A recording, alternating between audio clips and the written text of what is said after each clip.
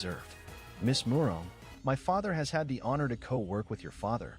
I was wondering if I may have the privilege to travel with you, Miss? Miss Murong had been selected by the Tianyun clan so early. She will be our senior in the future. I propose a toast to our senior. Sometime later, Chun-Chin finally had a grasp of the situation. That lady surrounded by everybody seemed to have been selected early by the Tianyun clan, like Zhang Ji. However, the lady seemed much more powerful than Zhang Ji. Per the appeaser's words, the lady could have directly entered the Tianyun clan without passing by the state of Ji. However, she refused for some family issues. Instead, she traveled alone through the state of Ji on the day of testing by the Tianyun clan. More critically, the lady had a unique background, the only daughter of the owner of a major city, enabling her to get a practitioner guard on her way to Jizhou. All of this together meant that the group of exquisite gentlemen would have to appease her to some extent, either for accommodation in the Tianyun clan in the future, or for grouping up on the way to the state of Ji. However, Miss Morong seemed uninterested with all the appeasement. She continued sitting still, responding with perfunctory effort. How about a deal? I can teach you a secret trick to have that lady fall in love with you, and you can let me go. Hu Xianer, the demon fox, proposed to Qin Shun in a barely sensible volume due to the tight restriction around his throat from the hug. Who do you think am I? If you say anything else, you will get 10 teddies tonight. Qin Shen's face froze as he quietly scolded. Was the demon joking? If Chun Chun were to be interested in a lady, why would he ever need a secret trick? The demon was defaming him. System, who is the most handsome man in a 20-meter radius? 8 meters ahead. Enough. Shut up. I asked the wrong question.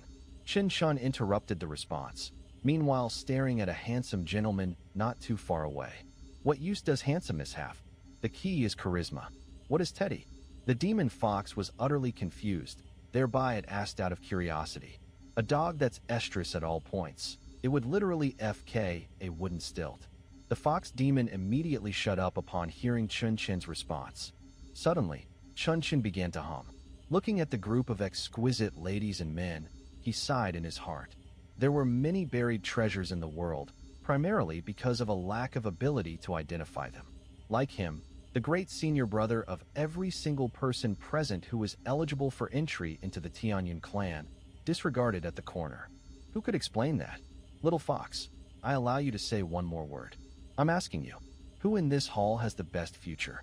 Chun-Chin asked with a disappointed expression. You. The demon fox lowered its voice and replied. When it spit out the word, the hand on its neck loosened slightly. You have good taste. You may be a demon, but not a dishonest one. Chun-Chin loosened his hand completely, his smile bright. After a moment, Zhang Ji walked up with an exquisite kettle, and the service staff of Spring Breeze Pavilion also began to serve dishes. A banquet costing 2,000 taels was really extraordinary. Zhang Ji was stunned to see how elaborate all of the dishes were. Even Chun-Chin marveled in his heart. He had never seen a banquet of this level, even in his previous life. The purchasing power of 2,000 taels in this world was likely the same as several million in his previous life. He would shake if he saw a banquet costing a couple of million in his previous life. As time went by, those who were kissing up were almost done, and they began to eat on their own. Miss Murong also showed a relaxed expression. At this moment, the downstairs of Spring Breeze Pavilion became noisy. Chun-Chin looked and saw that a huge stage was being built downstairs. Some animals like tigers and bears were put into cages and carried onto the stage. Is this a circus? Chun-Chin's eyes lit up, and he looked interested. To be honest, there were too few entertainment activities in the Xinxia world. In Stone Village, he just played with mud. High-end entertainment like a circus was unheard of to kids in Stone Village. Seeing people in Blue Wind City coming toward here, the gentlemen and gentlewomen in the hall gathered by the railings and talked about them. My lady, see that puppy that man's holding? So adorable. Yes, it's cute, but I don't think it's a dog. It looks like a fox to me. On the other side, Miss Murong and her maid, who were being kissed up to, looked toward Chun-Chin. At the same time, they noticed the demon fox in Chun-Chin's arms. Huh, this Miss Murong is pretty knowledgeable. Hearing her words, Chun-Chin praised her in his mind. Out of so many people, finally one of them could see that he was holding a fox instead of a dog. However, what he didn't expect was that the service staff who had spoken to him before quickly corrected them. Miss Murong, that's not quite accurate. This guest is holding an Accra Israel holy dog. It's very precious. What a talent, Chun-Chin muttered. He almost forgot the name he had made up earlier, but the waiter actually remembered it verbatim. Before he stopped mumbling, those suitors went toward him like sharks who had scented blood. "Sir, I'm willing to buy your dog for 1,000 taels. To offer to Miss Muro, I can pay 2,000 taels, 5,000 taels, 10,000 taels." As all the gentlemen were bidding, Miss Morong's maid couldn't help but sneer at this, showing a sly smile. Her young lady was the pride of heaven. All the young men in the hall were circling her young lady, except for this group, who seemed indifferent. It really frustrated her. Now, this group should realize her young lady's charm, right? Ping. At this moment, Chin slapped the table fiercely and stood up. He glared at everyone. "What do you mean by bidding in front of me? Do I look like someone who needs money?" Everyone was silent. It took a long time for someone to say, "Sir, since you are not short of money, why don't you give this dog to Miss Muro?" "Why should I give away my pet?" Chin's face was filled with confusion. Everyone was speechless after they heard the words. They had tried their best to please Miss Muro and got nowhere. The kid clearly had a way, but he couldn't bear to part with the dog. Comparisons were so exasperating. But after all, it wasn't on their own territory. Seeing that Chin was unwilling, these gentlemen did not want to force it. Otherwise, they would leave a bad impression in front of Miss Muro, and it wouldn't be worth it. Just as everyone was about to say something to ease the embarrassment, a constable in uniform suddenly rushed upstairs. "Dear gentlemen, there is news from the city guard. The 7 princes who went to G-State 2 days ago, a group of 200 people, disappeared for no reason when passing through Black Ox Hill. If any of you want to go to G-State, best find a different route, and the more travelers the better." As soon as this was said, everyone looked at each other. No one wanted to watch the circus anymore. They all became as anxious as ants on a hot pan. A group of 200 people disappeared. What did this mean? Those people were all masters, and if all of them disappeared and none of them escaped, you would need power that was at least several times stronger. And it had to be organized and disciplined. It must be spies from the state of Zhou who had snuck into our G-State. Otherwise, who would have such strength? If the moles from the evil clan are here, why doesn't the Tianyun clan send people to help? Everyone talked, and the more they thought about it, the more they felt it was possible. After a while, everyone put the blame on the Tianyun clan. The Tianyun clan doesn't care about us at all. Who cares about a clan like this? There's no point in going. I'm going to go back home. Goodbye, everyone. Seeing their friends leave, other people panicked, but most people still turned their eyes to Miss Muro. Compared to them, Miss Muro was a genius disciple whom Tianyun clan looked after, and there were immortal cultivators on the road protecting her if they stayed close to her. Then, before they had decided, Miss Muro spoke up. "If you're afraid, just follow me when the time comes." The Tianyun clan will not ignore everyone's safety. When everyone heard Miss Muro's promise, they were almost moved to tears. One by one they thanked her, almost kneeling down and kowtowing. Even Chin had to renew his opinion of her. Looks aside, her heart was good. "Why don't you thank my lady? Are you not going to the Tianyun clan?" The maid who followed Miss Muro noticed Chin was still watching the circus downstairs. Her expression became even more annoyed. "Huh? Me and my older brother are going to the Tianyun clan, but we are taking a different route," Zhang Ji explained. Chin had already planned the route to G-State. That is, they chose where there were fewer people, so it was easier to find treasure. If they went with this many people, they'd find nothing on the way. "Hey, Charmath, don't you follow us later?" The maid propped her hands on her waist, her face full of disgust. "Little Huan, stop talking. They may be our fellow clan members in the future." Miss Morong stopped her maid from continuing, but the people around them showed a different expression because Miss Morong was talking about our clan. Did this mean that the maid could also get into the Tianyun clan? Or has she already obtained the token of the Tianyun clan? Thinking of this, their gazes on the maid had changed completely. Among the clans, their family background was not worth mentioning. If they all entered the Tianyun clan, the maid would have the same status as them. Plus, there was her relationship with Miss Muro. The maid might have a brighter future than all of them. "Madam, I just despise those who intend to take advantage but don't even bother a thank you." The young maid, seeing changes in the ways people look at her, immediately gains confidence. "You." Zhang Ji is immediately infuriated. That maid can trash himself all she wants, but not his brother. But even before he can make a rebuttal, he's stopped by Chin. "Zhang Ji, why argue with a maid? You are degrading yourself." The little maid's confidence, just pumped up, was immediately flattened by Chin, but she can't even give a sound rebuttal. After all, she's not officially a practitioner of the Tianyun clan, and indeed a maid. You'd better pray that you aren't going to the Tianyun clan, otherwise, expect misery from me.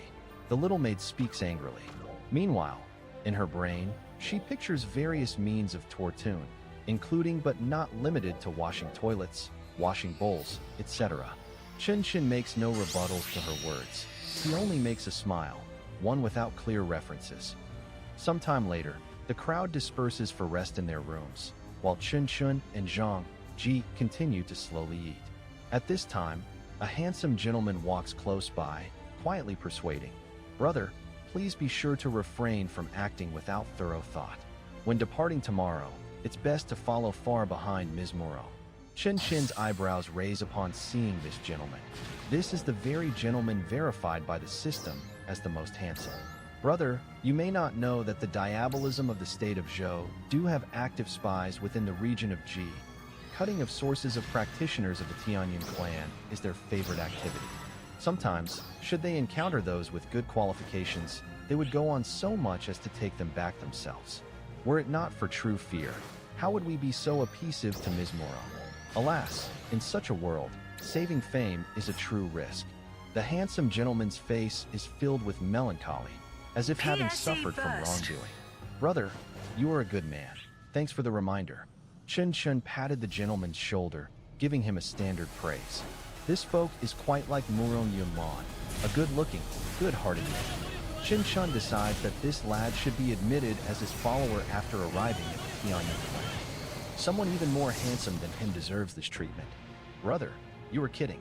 I may not be a good man. I just don't want you to lose your lives in vain. How should I call my brother? I am Chen, and I will have a drink with you later after arriving at the Tianyun clan. I am Li Wuwei from Feihu State."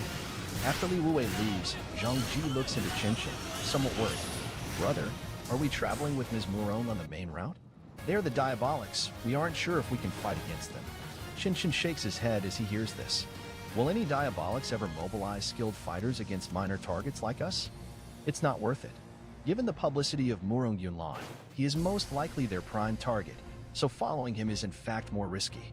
Should major fighting really break out, their practitioners will of course prioritize their defense for Murong Yunlan. Why would they care for others? "Brother, your statements are so thorough." The more Zhang Ji ponders on the statement, the more agreeable he finds the statement to be.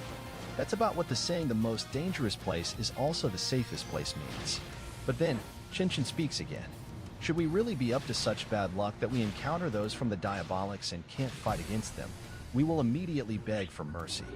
Given our qualifications, they likely won't kill us." Didn't that young gentleman just say that? The Diabolics take people back. The worst case is we follow them back. Huh? Zhang Ji's brain has yet to make the turn. Remember, diabolism is strictly prohibited in the entirety of the state of Jing. All the practices that work are good practices. Tianyun clan never gives us any significant perks. Why do we have to be devoted to it? Zhang Ji, I can assure you that, as long as you follow me, you won't lose out. Chen is confident. With the system, any practices work, since he staunchly practices the dose-taking path. Meanwhile, in a village near an official road to the state of Ji, a group of men in ordinary wares discuss affairs in a house made of adobe. Have we gotten good information? Who's the one next to Murong Yunlan? We have good information. It's the father of the military supervisor of the state of Sanming, Chi level 9. Chi level 9? Well, we aren't out of chances with good arrangements. Murong Yunlan's a body of the Bornine. Should we bring her back to the defender of the law as a ding furnace, we may even be awarded foundation building elixir. What's the body of the Bornine? Someone asked curiously. A form of post-born character, extremely suited for practicing in crafts and theories. Were it not for the fact that the main craft of the Tianyun clan is Yang, I think Murong Yunlan would be accompanied by an elder sent from them. Those with special characters are so enviable. Look at us. Any attempts to make breakthroughs on the status of cultivation risk lives. Alas, some things are just born with. It's rumored that the establisher of our Black Devil's clan, Lao Zhu, was born as a body of dark ghost, making practicing as easy and eating and drinking. What can others do beyond envy? After some chit-chatting, they start to arrange traps. Since they have spent much time in advance projecting for the capture of Murong Yunlan, they have made ample preparations. They have even sent some people into Morong Yulan's team, supplying intelligence to them at all times. Before long, a new day begins. The parking lot at the Chunfeng Hall starts to fill with activities, as all the distinguished ladies and gentlemen either board wagons or ride up the horses. At this point, all their attention is on Morong Yulan, riding a white hawk. They have made their decisions that, regardless of how shameless they would look like, they would closely follow behind. Chen, sitting in a bedroom on the 4th floor, yawns as he looks at the scene and laughs. They just think they're so important. Should the Diabolics have any plot, they won't even target these skirmishes. They are just devoid of businesses and just can't stay away from the source of trouble. You're the only good one. You're the only one that's not a skirmish. The being tied, yelled in English. For the sake of a good night's sleep, he tied her for an entire night. At this point, she still feels weak all around. Were I to be a normal man, would you be tied like this by me? I wasn't able to make a rebuttal, and could do nothing but to shut her eyes in pain. Below, Morong Yulan seems to have noticed Chen's sight, raising her head to ask, "Gentlemen, are you sure you'd not like to go with us?" "No, practice good caution, and we'll see you at the stadium." Chen says, waving his hands. Morong Yulan says no more upon hearing this. For an unknown passerby, one good-hearted reminder is the maximum she would do. Meanwhile, the little maid was much stunned by the fact that Chen really doesn't intend to follow her. In her view, that's nearly suicide. Let's go. Morong Yulan makes a call and starts riding her horse towards the outside of the city. Upon her move, all the wagons in the parking lot start moving. Chen can only praise the spectacular scene above the Chunfeng Hall. But that's not the end. As soon as the wagons of Chunfeng Hall start moving, all the wagons from other restaurants in the city start moving. Soon, a stream of traffic made of hundreds of wagons form in Lanfeng City, quite like an expedition by an army. More magnificent than even fan chasing in the last life Chen experienced. As Chen watched the convoy leave the city, he slowly ate breakfast, then led everyone to the parking lot. It was empty at this time, with only 3 carriages in the corner. Attentive guards were feeding the horses, looking extremely diligent. Not bad. We should tip them. Chen offered praise from a distance. Zhang Ji reminded him with some embarrassment, "Brother, we have already spent 10,000 taels in Spring Breeze Pavilion. We are now out of money." "Is that so?" Chen's expression stiffened, but he waved his hand after a moment. "If we spend it, it's all right. Money is a cumbersome thing for us cultivators." After saying this, Chen got into the carriage, fumbled around for a while, and took out something light, tossing it to the guard. "Looking at your complexion, it seems that you have a kidney deficiency. This Western Region Fire Dragon is my gift to you. I spent a lot of energy trying to get it, but it is useless for a great man like me, who is full of masculinity." Chen made up a name on the spot, but the guard was very grateful regardless. He did have some kidney deficiency, and he was not strong in that aspect. Now, he was suddenly rewarded by a nobleman, so he was even happier than he would have been if he had received money as a tip. Half an hour later, the 3 horse-drawn carriages drove out of Blue Wind City. Instead of taking the wider, official road, they took a smaller path. This path passed through many deep mountains and forests and was usually full of bandits. Most people would never take this path, but Chen and his group didn't mind it at all. Along the way, Chen dismounted from time to time and picked up some items. Millennium Fleece Flower Root, +1. Demon Spirit Fruit, +10. Rock Forward Spirit Iron, +1. Zhang Ji and the others had become used to seeing this, but the Demon Fox was shocked. Was this kid really a demon dog? Or was he the legendary treasure hunter turned into a demon form? Seeing Chen holding a demon spirit fruit that it was coveted, the demon fox couldn't help but say, "Kid, if your talent was known to a master cultivator, I'm afraid you would be caught as a treasure hunter." Chen squeezed the fruit with one hand, pouring the juice on a small trumpet flower as he replied, "Well, I have it." Hearing this, the demon fox was at a loss. It couldn't care less. "At that time, I will say that you have a good nose. Then I will give you up and it will be fine. No matter what, you are more like a demon dog to me, right? If they don't believe me, I'll say it takes you a while to adapt to an owner and you need plenty of training." See, it makes total sense. The demon fox was utterly baffled. Did this kid really want to exploit all of his value? How dare he even say this? "System, is there anything valuable within a radius of 20 meters? There is a piece of gold for 19 meters underground. I am too lazy to dig for things like gold." As they traveled in the mountains and forests, Shinshin gathered a lot of great finds. When night came, the 3 carriages were fully loaded. Shinshin had no choice but to use some of the lower value funds to make random dishes. Although these dishes were not very delicious, their effects were so powerful that the people in the convoy became over-supplemented after eating them, not needing sleep at all. The people kept traveling all night. After a few days, a huge city entered everyone's field of vision. The city wall was 50 meters high and nearly 1,000 meters long. It's hard to see. It was difficult to build such a huge city without immortals. This is Jizhou. There must be a lot of master cultivators here. I'd better hide you. While talking, Shinshin wrapped up the demon fox tightly and threw it into the carriage. The demon fox was completely used to this kind of life. Not only was it silent, it also became very cooperative. After a moment, the 3 carriages slowly entered Jizhou's city gates. As the capital of a prefecture, Jizhou was far more prosperous than Blue Wind City. In addition, today was July 31st, and tomorrow was the day when the Tianyun clan recruited disciples, so there were people everywhere in the city. When he listened carefully, everyone, without exception, was discussing the matter of the Tianyun clan accepting disciples. The Tianyun clan was the ruling clan of Jizhou, and its influence in the city was apparent. This time, Shinshin did not pick the most expensive restaurant in Jizhou, but randomly found an inn. After settling matters, Shinshin and Zhang Ji sat down in a place with a great deal of people. Although Zhang Ji had gotten the token of the Tianyun clan, he still didn't know how the Tianyun clan chose their disciples. So the two of them had to find information at a busy place. There seems to be more out-of-towners in Jizhou this year than before. The people at the nearby tables happened to be discussing the matter. No, it's mainly because 2 small Jizhou clans were destroyed last year. Everyone has fewer choices, so it stands to reason that there would be more people. However, it seems that many people died on the road this year. That's true. Morong Yulan was ambushed on the road just a few days ago. If it weren't for the immortal cultivators who were accompanying her, she wouldn't have been able to reach Jizhou at all. They protected her life. Shinshin was moved slightly after hearing this. It seemed that Miss Morong had been attacked, as expected, but had ultimately arrived in Jizhou safely.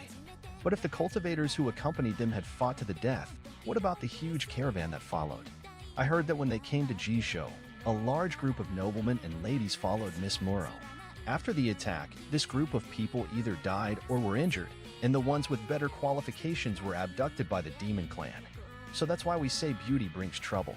If they didn't follow Miss Morong, maybe they wouldn't have found trouble. Shinshin showed no expression after hearing this. Those who were kissing up to her still ended up with nothing? How pathetic. Brothers, do you know how the Tianyun clan will recruit disciples tomorrow? Zhang Ji didn't want to hear news about Miss Morong. He was more concerned about how the Tianyun clan recruited their disciples. While he had a token of the Tianyun clan and could directly enter the clan, Shinshin did not. He believed that Shinshin's qualifications were good enough to enter the clan, but he still felt a little worried about it. Oh, when the time comes, the elders of the Tianyun clan will personally check your cultivating aptitudes. If you meet the requirements, they will directly accept you as disciples. If you don't meet the requirements, but still have some qualifications, you will be recommended to an affiliated smaller clan. If you don't have anything, then it's goodbye. Zhang Ji released a sigh of relief when he heard those words. These kinds of rules were simple and clear. As long as the elders of the Tianyun clan were not blind, they should be able to see that his elder brother had amazing talent. As for what exactly was amazing, Zhang Ji didn't quite understand. Regardless, he was indeed amazing. Brother, tomorrow you may be famous in Jizhou. Thinking of this, Zhang Ji looked at Shinshin expectantly. His expression was happier than if he was about to become famous himself. It's not a good thing to gain fame. Just look at Morong Yulan. She's famous, isn't she? So, people keep finding fault with her, Shinshin said plaintively, seeming repulsed by the idea of getting famous. Zhang Ji brooded over what he heard, reflecting that what Shinshin said was very true. Moments later, he shook his head with a bitter smile.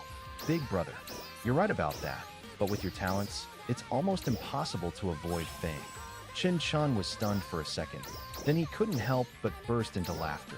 He adored Zhang Ji's serious attitude. Although it seemed like he was fawning over him, Shinshin knew that all his words came from the bottom of his heart. This absolutely delighted him.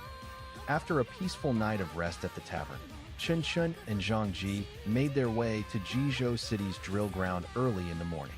This was where the military troops usually trained, but it was reserved for Tianyun clan's recruitment of pupils for the day. When Chen Chun and Zhang Ji arrived at the drill ground, thousands of people had already gathered there. Among those thousands, two of them were particularly eye-catching. One of them was Murong Yunlan. At that moment, she was standing quietly in the crowd, no one in the surroundings daring to go near her. In comparison to the serenity she had displayed a few days ago, she was wearing a cold, stern look at the moment, which drove people away from her. Aside from her, one other man was receiving the same treatment. He was simply standing there, with a wide vacant area around him, as though he ate humans. Who's that guy? Why is he so cool? Chen Xin asked randomly, and some people around him replied right away. He's the son of the Jizhou general. He's gotten used to killing from a young age, so there's a murderous aura about him. No one dares to go near him. Jizhou general. So his background is even cooler than Murong Yunlan's. Chen Xin mused inside. The Jizhou general was in charge of the military affairs of Jizhou, with authority that was only one grade lower than the Jizhou governor. As the second most powerful figure of a big state, he had greater power than the most powerful figure of a city. After some chattering with the people around them, they started to get on well. Moreover, with Chun Chin's expertise in swindling people, the men he was talking to looked as if they regretted not knowing him earlier.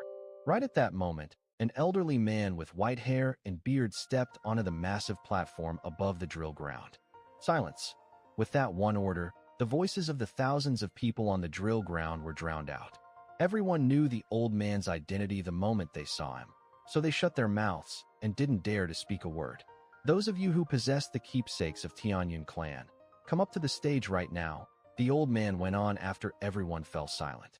When he finished speaking, less than 100 people among the thousands on the drill ground moved, marching towards the platform. All of them looked proud and confident. Murong Yunlan and her servant were among them, along with the son of the Jizhou general. Big brother, I'll go first, Zhang Ji told Chen Chen, taking out the keepsake. Chen Chen gave him a look of encouragement and patted him on the shoulder, gesturing for him to go onto the stage with ease. Watching Zhang Ji's back as he left, Chen Chen let out a silent sigh. If he hadn't appeared, this dude would have been much wealthier than he was now. And the dude happened to be extremely grateful towards him too, even treating him like his own older brother. Fine, when I become the chairman in the future, I'll make him the vice chairman or something, Chen Chen comforted himself. The old man on the platform collected the keepsakes, then looked down at the drill ground once again. Those of you who have parents or elders with cultivation, come onto the stage. Right after he announced that, about another 100 or so people moved towards the stage. Cultivation talent depended on inheritance. Usually, if the parents were cultivated, they would most likely give birth to children with cultivation talent. In order to enhance efficiency, it was reasonable for the Tianyun clan's elder to call them onto the stage in that sequence. The elder inspected them intently after they got onto the stage. Eventually, only less than 50 of them left in a dejected state. More than half of the people had cultivation talents. If that ratio was applied to the people standing below the platform, it would be unimaginable. By the time he was done inspecting that group, the old man on the stage was already losing interest. Based on his past experiences, it was almost done at this point. If there were a few dozen people among the remaining thousands who qualified for cultivation, they would be fortunate enough. Having thought of that, he was ready to command the remaining people to line up and get onto the stage in the prescribed order. Before he could speak, however, an idea struck him out of nowhere, and he changed his mind. If you consider yourselves extraordinarily talented, please come onto the stage. When they heard him, the thousands of people at the scene fell dead silent, not a single soul daring to budge. If they went onto the stage and got disapproved by the elder, it would be immensely embarrassing. They would probably become famous in all of Jizhou, and how were they ever supposed to face people again? Not only would they be ashamed of themselves, their actions would even embarrass their parents. However, Chen Chen wasn't bothered by it in the least bit. He wanted to get through the crowd and went on stage, but a few of the dudes who hit it off with him earlier held him back. Brother, if you're the only one that goes on stage, and you've got no cultivation talents, I'm afraid you'll end up the laughingstock of Jizhou. That's right, brother. Confidence is a good thing, but there has to be at least a group of people who go on stage together, so that you can blend in without being noticed too much. Looking at the concerned looks on their faces, Chen said solemnly, "Rest assured, guys. If I've got no cultivation talent for real and become the laughingstock of Jisho, just let them laugh. The path of cultivation is an adverse path in itself. It's normal to die along the way."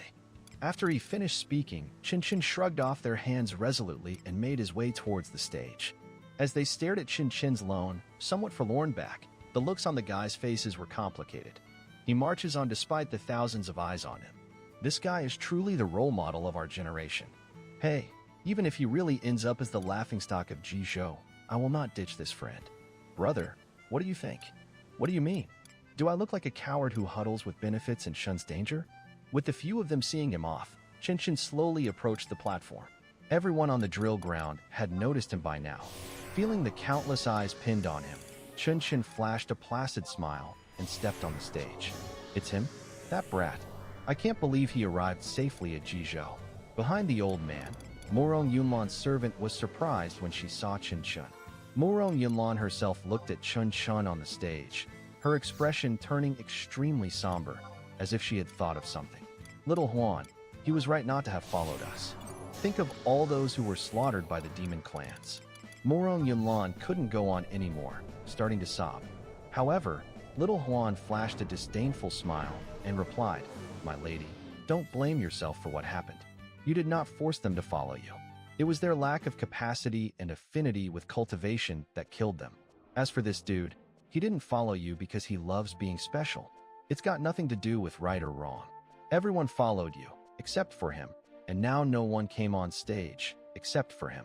I've seen a lot of people like him, who think that it's cool and eye-catching to do such things, when in fact, they are simply ridiculous. Big Brother will always be the Big Brother. That confidence, that aura, when will I ever become someone like him?" In contrast to Morong Yunlan's reaction, Zhang Ji was exhilarated, fighting the urge to cheer. Apart from the discussions among the people on the stage, the people below were also making tons of comments about him. Who's that? How arrogant. Not even a prodigy like me dares to go on stage. What does he have? Brother, since you're a prodigy, how about you go up there? I was kidding. Don't take it too seriously. The elder on the stage was amused when he saw that someone had actually come up on stage, but his amusement vanished in an instant, replaced by extreme solemnness. "Brat, who are you?" he asked in a loud, bright voice, causing the entire drill ground to fall silent. Everyone yearned to know the identity of this savage guy. Faced with his inquiry, Chen gave a small bow and introduced himself in a calm, placid voice.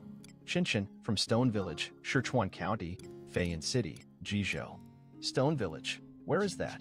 He's a rural villager? No wonder he doesn't know his worth. Now we have a show to watch. Thousands of people in the audience were quiet for a while, then they began to talk all at once, some of them even laughing a little. The elder of the Tianyun clan couldn't laugh, however. He could clearly see the direction of heaven and earth's ethereality at his level of cultivation. If someone had the aptitude for cultivating immortality, ethereality would not reject this person. After practicing certain exercises in the future, he would be able to introduce heaven and earth ethereality into his body. When he wanted to see whether a group of people had the aptitude for cultivating immortality, the action he took was very simple: release some ethereality. If they had the ethereality over their head, they would be fit to cultivate immortality. Some people with good qualifications, such as Morong Yunlan, could absorb a small amount of ethereality into their body, even if they hadn't officially started practicing. But the young man in front of him, he had absorbed all of the ethereality he had released. No, to be precise, it was as if the ethereality had spontaneously poured into this young man's body, as natural as the return of various rivers to the sea. He has an innate spirit body, and not the typical kind either. There were tumultuous feelings present in the heart of the elder of the Tianyun clan. There were several types of innate spirit bodies.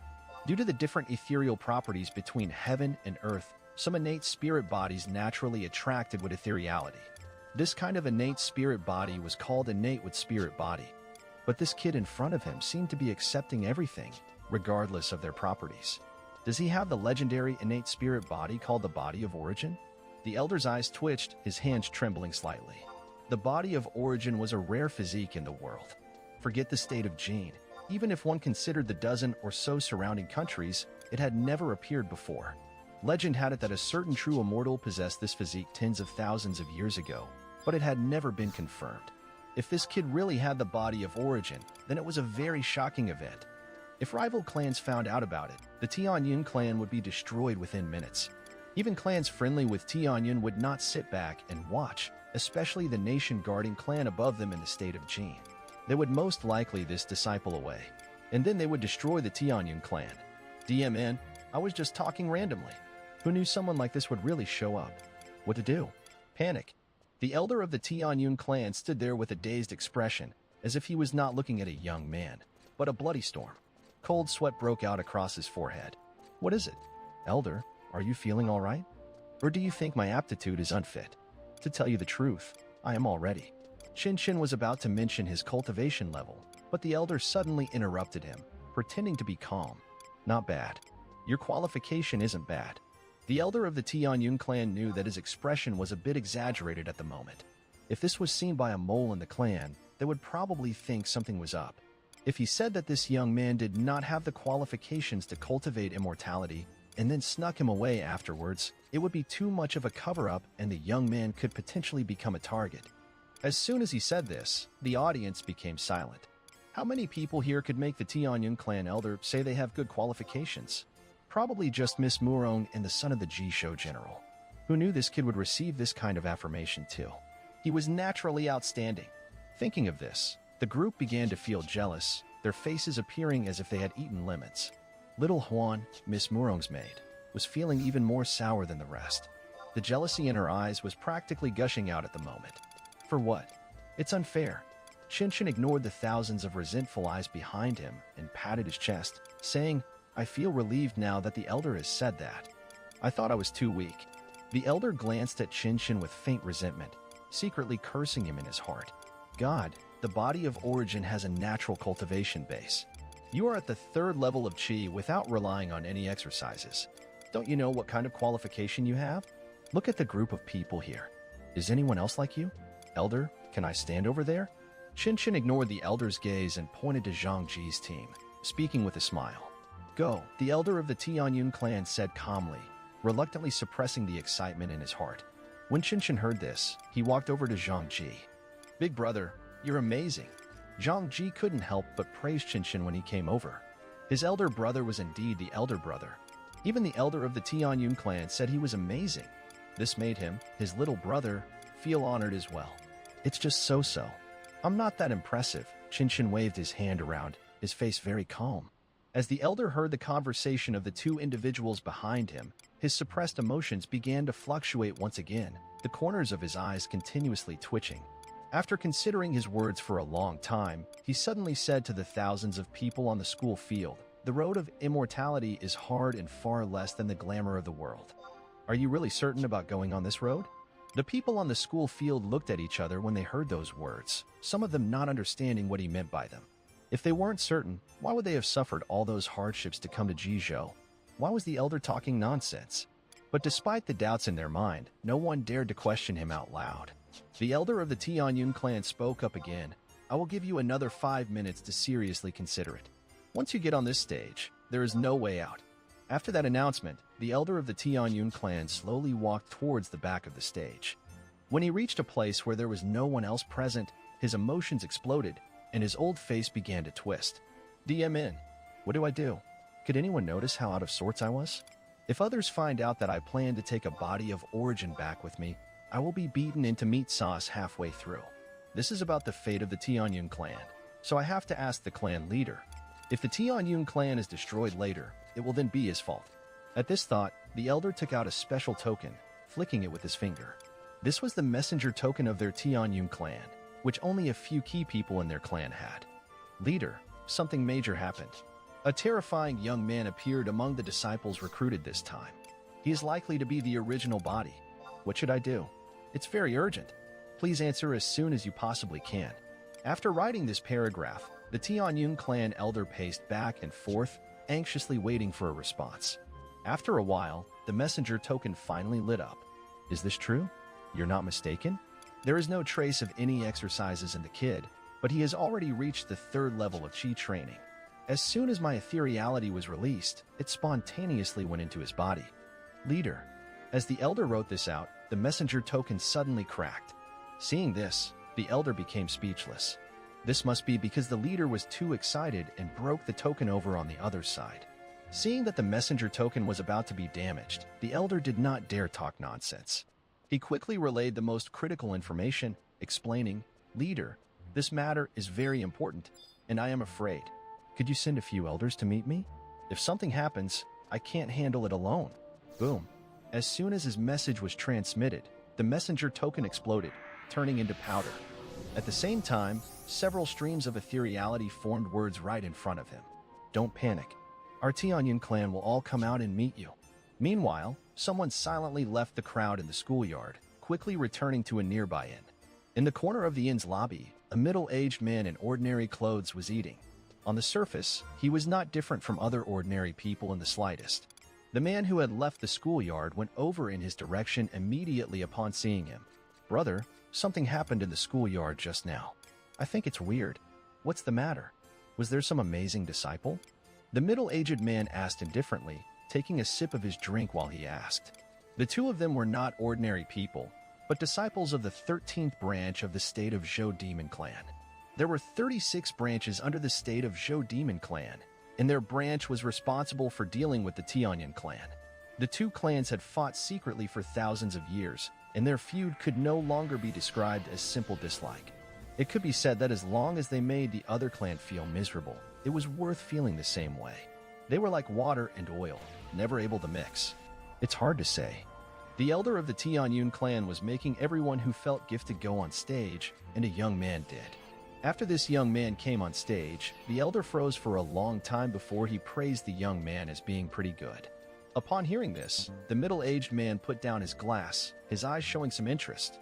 Then, after that, he said everyone present should consider for 5 minutes whether they really wanted to embark on the road of cultivation. Then he went backstage by himself. Hearing this, the middle-aged man's eyes lit up and he muttered, "The elder of the Tianyun clan who came to Jizhou to recruit disciples this time is called Wei Shanha. He is not a conceited man and is all about cultivation. He is definitely not the kind of person who likes to talk nonsense and be fake." Then what could it mean? Younger brother, what was Wei Shanha's expression when he saw the young man? Shocked, bewildered, disbelieving. The middle-aged man slapped the table sharply when he heard this, then smiled. That young man must have a very good aptitude for sure. Wei Shanha is an old who doesn't have the ability to be inscrutable. When he made the people present think for 5 minutes, he was probably asking for help from the Tianyun clan. If he was this anxious, the young man's aptitude was probably better than Murong Yalan. What can we do? If the Tianyun clan really sent more elders over, we may not have enough manpower. The man seemed worried after hearing what his senior had to say. Earlier, the people in their branch in Blue Wind City tried to grab Murong Yunlan. They had failed, but they did not give up. In the past few days, all the undercover demon clan members in Jizhou were summoned to the vicinity of Jizhou City, ready for a big mission. The mission was not only to grab Murong Yunlan, but also to kill whichever elder of the Tianyun clan came to Jizhou to recruit disciples. The mission was crucial because the supreme elder of the first branch of the demon clan was going to have a 1,000-year-old birthday, and he had clearly stated that he wanted a woman with a very lean body as the cauldron. In order to kiss up to the first branch, they had to have an elaborate mission. No worries. The middle-aged man waved his hand, looking assured of his strategy. Our elder uncle had already made arrangements, borrowing someone from Yuzhou nearby. Together, with them, we now have the combat power of 4 elders. As long as the Tianyun clan did not send more than 3 elders, we have more than enough power to clean them up. That's good. The Tianyun clan is destined to lose this time. Brother, I will go check out the situation again. If we succeed this time, the clan leader will definitely reward us. Go. This time, we will not only capture Murong Yulan, but take care of a few Tianyun elders too. Plus, that genius disciple. We'll really show the Tianyun clan what pain is. Haha. The middle-aged man drank another cup of liquor, a sneer present on his face. Unlike the 36 clans of the state of Jin, their 36 branches in the demon clan were much more united and often shared power with each other. So, in the rivalry between the state of Zhou and the state of Jin, their state of Zhou often had the upper hand. He didn't think about whether the Tianyun clan would send more elders at this time. It was just an event to welcome a few disciples. So, it would be another 1 or 2 elders at most. After all, no matter how talented the disciple was, he was only a disciple, not the future clan leader. At the same time, the Tianyun clan elder, Wei Shanhe, finally returned to the stage. He felt calm now. When the clan leader said everyone was coming, what did it mean? He didn't know if ordinary disciples would come, but the clan leader and a few supreme elders definitely would, and maybe the dozens of elders stationed in the clan as well. With this lineup, not only were a few spies from the demon clan not a problem, even if an entire demon clan branch came, they would have a good fight. With this thought, his smile became more beatific. When the thousands of people below the stage saw his creepy smile, many of them couldn't help but shrink their necks away from his direction. The next 100 people will now go on stage. The elder will check whether you have the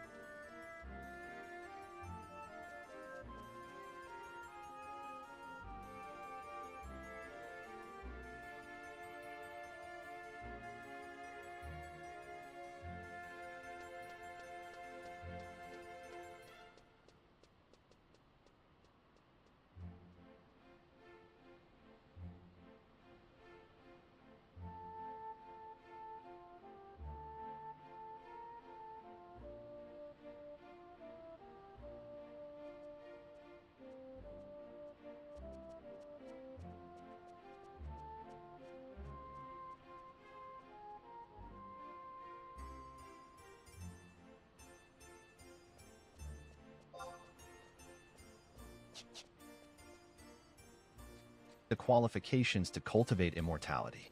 Hearing what was said, people began to take the stage, one after another. The process of checking qualifications lasted about 2 hours. In the end, only 20 out of the thousands of people in the schoolyard met the requirements of the Tianyun clan. Wei Shanhe did not show any disappointment in this regard, still showing a kind expression. He even comforted a group who had lost, which made many people grateful. Elder brother, the elders of the Tianyun clan are quite approachable. When Zhang Ji saw this scene, his affection for Wei Shanhe increased greatly. Indeed, we don't know what the atmosphere in the Tianyun clan is like. Is everyone competitive, or is it everyone just hanging out together? Chen was also a little curious about his future clan. Of course, he cared the most about the Tianyun Mountains, where the clan was located. How many treasures were hidden there? The land for cultivating immortality was a place full of spiritual energy, far above the typical mountains and forests they had encountered on their journey. There must be more opportunities for treasures there than the outside world. It was the kind of place where he could really use the power of the system. Well, in the future, you will be the disciples of our Tianyun clan. I hope you will practice with determination after you arrive at the clan, and do not shame the name of our clan. After the thousands of people in the schoolyard dispersed, Wei Shanhe turned his head and looked at the 200 people who had been selected. His expression was now solemn. The disciples were also very excited as they answered in unison, "Disciples will not disappoint the elder." Entry into the Tianyun clan was a huge step forward for the disciples. Even if they couldn't continue their cultivation in the future, they would still be a high-ranking official when they returned to the mortal world. Today could be said to be a life-changing day for them. Very well, let's rest in Jizhou City today. Gather here early tomorrow morning, and then we will set off for the Tianyun clan. Wei Shanhe waved his hand and floated away. In the distant Tianyun Mountains, there was an uproar at this moment. Nearly 100 figures were flying high above the clan. Elders, what is going on today? Are we going to fight the demon clan? The disciples on the ground asked in shock. I don't know. It certainly looks possible. Look, even the retreating elders have all come out. What should we do? Before all the disciples had stopped discussing the situation, the nearly 100 figures in the sky flew toward Jizhou. The momentum could be said to cover the sky and the sun. The next morning, Qinshan and Zhang Ji arrived at the spot of assembly, which was agreed upon beforehand. By then, almost all of the 200 people that were chosen yesterday had gathered. All of them were traveling light, with only a few pieces of baggage, whereas Qinshan was the only one who had brought along 3 horse carriages. Qinshan, there's no need to bring so many things. Once we get to Tianyun clan, we will provide all that you need. Wei Shanha couldn't help but remind him when he saw the 3 carriages crammed to the brim with stuff. Elder, my things are all great stuff. There's no way I can throw them away. By the way, I heard that all skilled cultivators have things like storage sacks or storage rings. Do you have any of those, Elder? How about lending me one? I'll return 2 to you later on. Wei Shan's eyes twitched when he heard what Qinshan had just said. He turned away, pretending not to hear. The pupils around them had strange looks on their faces upon seeing what had occurred. This fellow always pretended to be close with people. How dare a mere pupil borrow stuff from the elders? More importantly, the elder did not even chastise him. This elder from the Tianyun clan seemed way too negotiable. A moment later, all the members had assembled. Wei Shanha reckoned that the clan master would soon arrive too, so he gave them the command to depart from the city. All of them got on their horses upon receiving the command. With high spirits and great exuberance, they advanced toward Jizhou city gates. A lot of commoners had gathered along to watch this procession, their eyes filled with envy. They knew that although this group of people were all ordinary men for now, they would return with immortality, setting them apart from the rest. Elder, why are you following me? Qinshan fell behind the procession, staring vigilantly at Wei Shanha, who seemed to be in close proximity to him. Brat, why would I follow you? I'm bringing up the rear. Wei Shanha argued awkwardly. Qinshan sped up immediately when he heard that, reaching the middle of the procession before long.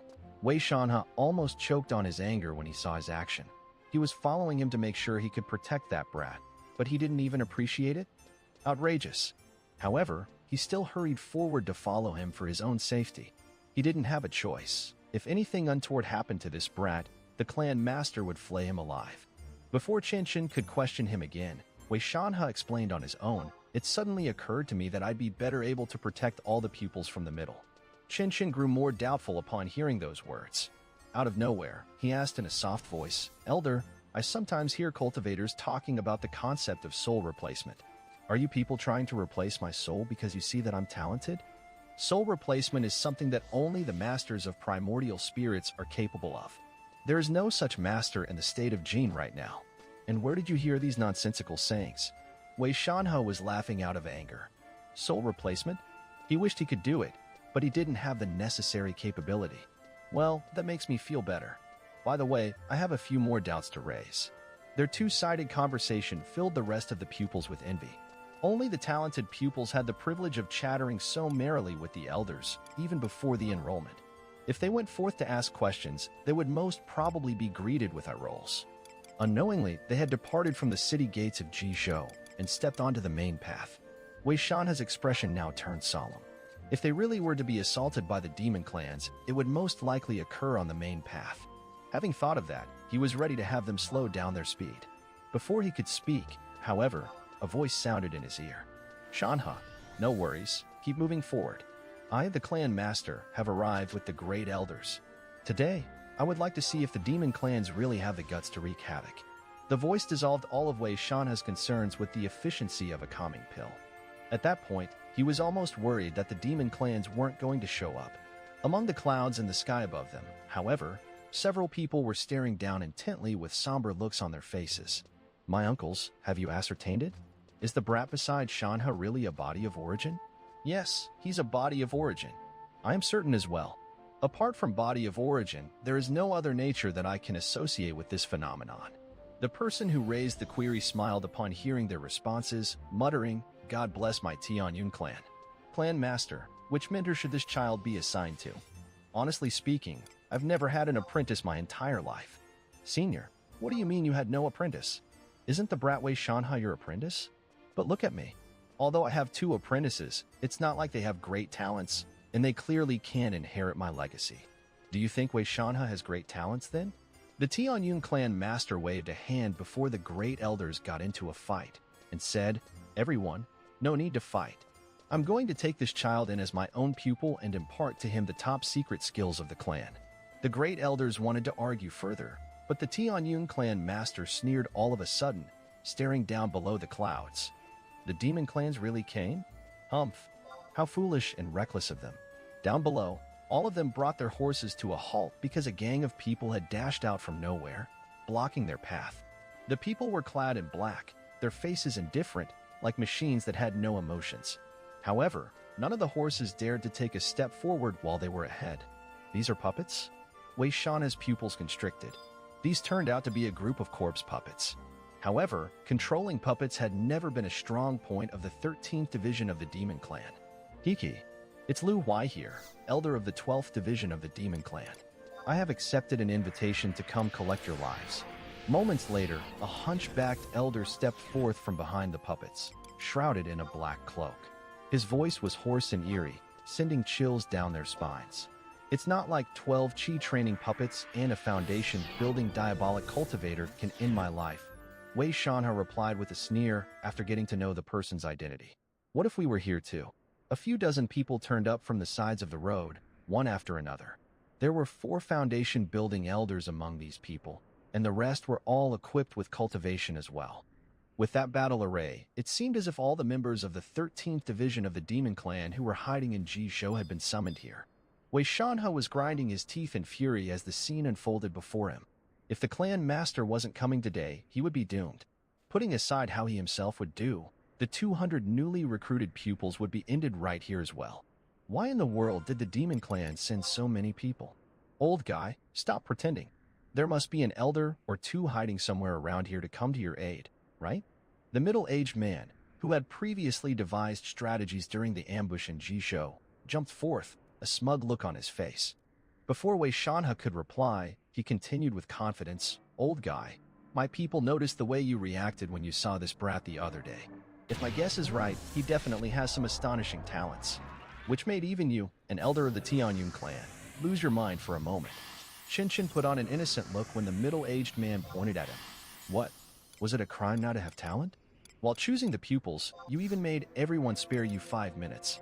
You must have used the time to request aid from the Tianyun clan with the messenger token because you were afraid that something bad might happen to this extremely talented brat. And even now, you're guarding this brat closely at all times. All of those signs clearly show that this brat has phenomenal talents, those that even surpass Murong Yulan. I wonder if what I said is right? Wei Shanhe blushed at his words. He hadn't expected others to see right through the intentions behind all of his actions. More importantly, the person was just a junior of chi training level. What a shame. Talent. Shinshin marveled on the inside. If this person was given a BGM, he would have thought he was possessed by Detective Conan. He really qualified for a spy allocated in Jizhou's border. Both his observation and reasoning were absolutely splendid. So here came the question. Did the Tianyun clan really send anyone to their aid? Old guy, you thought you were so clever, but in fact, you were extremely foolish. I noticed every single thing you did. The middle-aged man flashed a sneer, the demon clan elders around him looking satisfied as well. It was a waste to leave such a talent like that in Jizhou to serve as a spy. Right at that moment, the middle-aged man suddenly looked up at the sky. Then he shouted, "Our people have occupied all the surrounding areas, so if the Tianyun clan were to hide, there is only one place they could be. I wonder if I'm right? Are the Tianyun clan elders hiding among the clouds?" Right as he finished speaking, everyone looked up at the sky. The next moment, a calm, placid voice reverberated through the air. "You are right, but what can you do now that I am here?" Upon hearing the voice of the clan master, the middle-aged man who was pointing at the sky and behaving arrogantly just moments ago went weak. He nearly collapsed on the ground, as though he was struck by a bolt of lightning. Even the demon clan elders around him turned horribly pale. Tianyun clan master, Xiaoyo, what are you doing here?" The middle-aged man asked, shivering. From what he knew, it was terrifying enough to have 2 or 3 elders around. Yet, it turned out that the Tianyun clan master had arrived in person. What kind of concept was that? If he had known this earlier, he would never have planned on hurting this new batch of pupils. The Tianyun clan master was an expert of the elixir-forming stage and was as powerful as their division master. It would be useless to bring even 50 elders, let alone 5. Haha, you're pretty smart. You could actually predict our location. The great elders leisurely appeared from among the clouds as well, looking at the middle-aged man with amusement. The middle-aged little Conan had only one thought left in mind. This is it, the end of my life. But something occurred to him as he pondered over it. He turned to look at Shin Shun, who was standing beside Wei Shanha, his eyes full of horror. You are. Before he could finish speaking, a bolt of lightning plummeted down from the heavens and struck him right on the head. In the blink of an eye, the middle-aged little Conan was reduced to ashes. The demon clan elders, who had looked grim just a few moments ago, were now panicking terribly. They wanted to run for their lives, but much to their shock, they couldn't move their feet at all. Xiao Wuyo, don't you find it embarrassing to come receive the new pupils in person, especially as the clan master? One of the demon clan elders was full of anger and sorrow as he looked at Xiao Wuyo, who was suspended high in the air. The elders were getting along amongst themselves, yet the opponent called upon their big parent without even notifying them. They obviously weren't playing by the rules. Xiao Wuyo, the 12th division of our demon clan has nothing to do with your Tianyun clan. I'll leave first. Elder Lu Huai, who was in charge of the puppets, gave a stiff remark and took off running right after. Right at that moment, however, a bolt of lightning descended from the sky and struck him on the head. Ah, Xiao Wuyo, how dare you attack us juniors? How shameless of you! Lu Huai shrieked in agony, gathering all 12 of the puppets above his head. A bolt struck down from the blue, and Lu Huai vanished alongside the puppets, leaving only a pile of ashes behind. Ignorant, Xiao Wuyo remarked as he shook his head, looking towards the rest. Everyone from the demon clan was in despair after having witnessed what just happened. The demon clan elder in the lead looked towards Shinshin with resentment, and remarked in a furious voice, "Brat, what talents do you really have, which made the Tianyun clan master come to receive you in person? Could you be an innate spirit body?" Upon hearing his words, the pupils all around Shinshin put on strange looks, but no one said a word. A streak of rage flickered across Xiao Wuyo's eyes as he saw that, shortly after, a sword shimmering with lightning materialized in front of him. "The division master will avenge us." The demon clan people cried in rage the moment they saw the sword. Before they could finish talking, the sword fell abruptly and into the ground. An extremely horrendous force quickly spread, forming an impulse wave. A series of explosions reverberated through the air.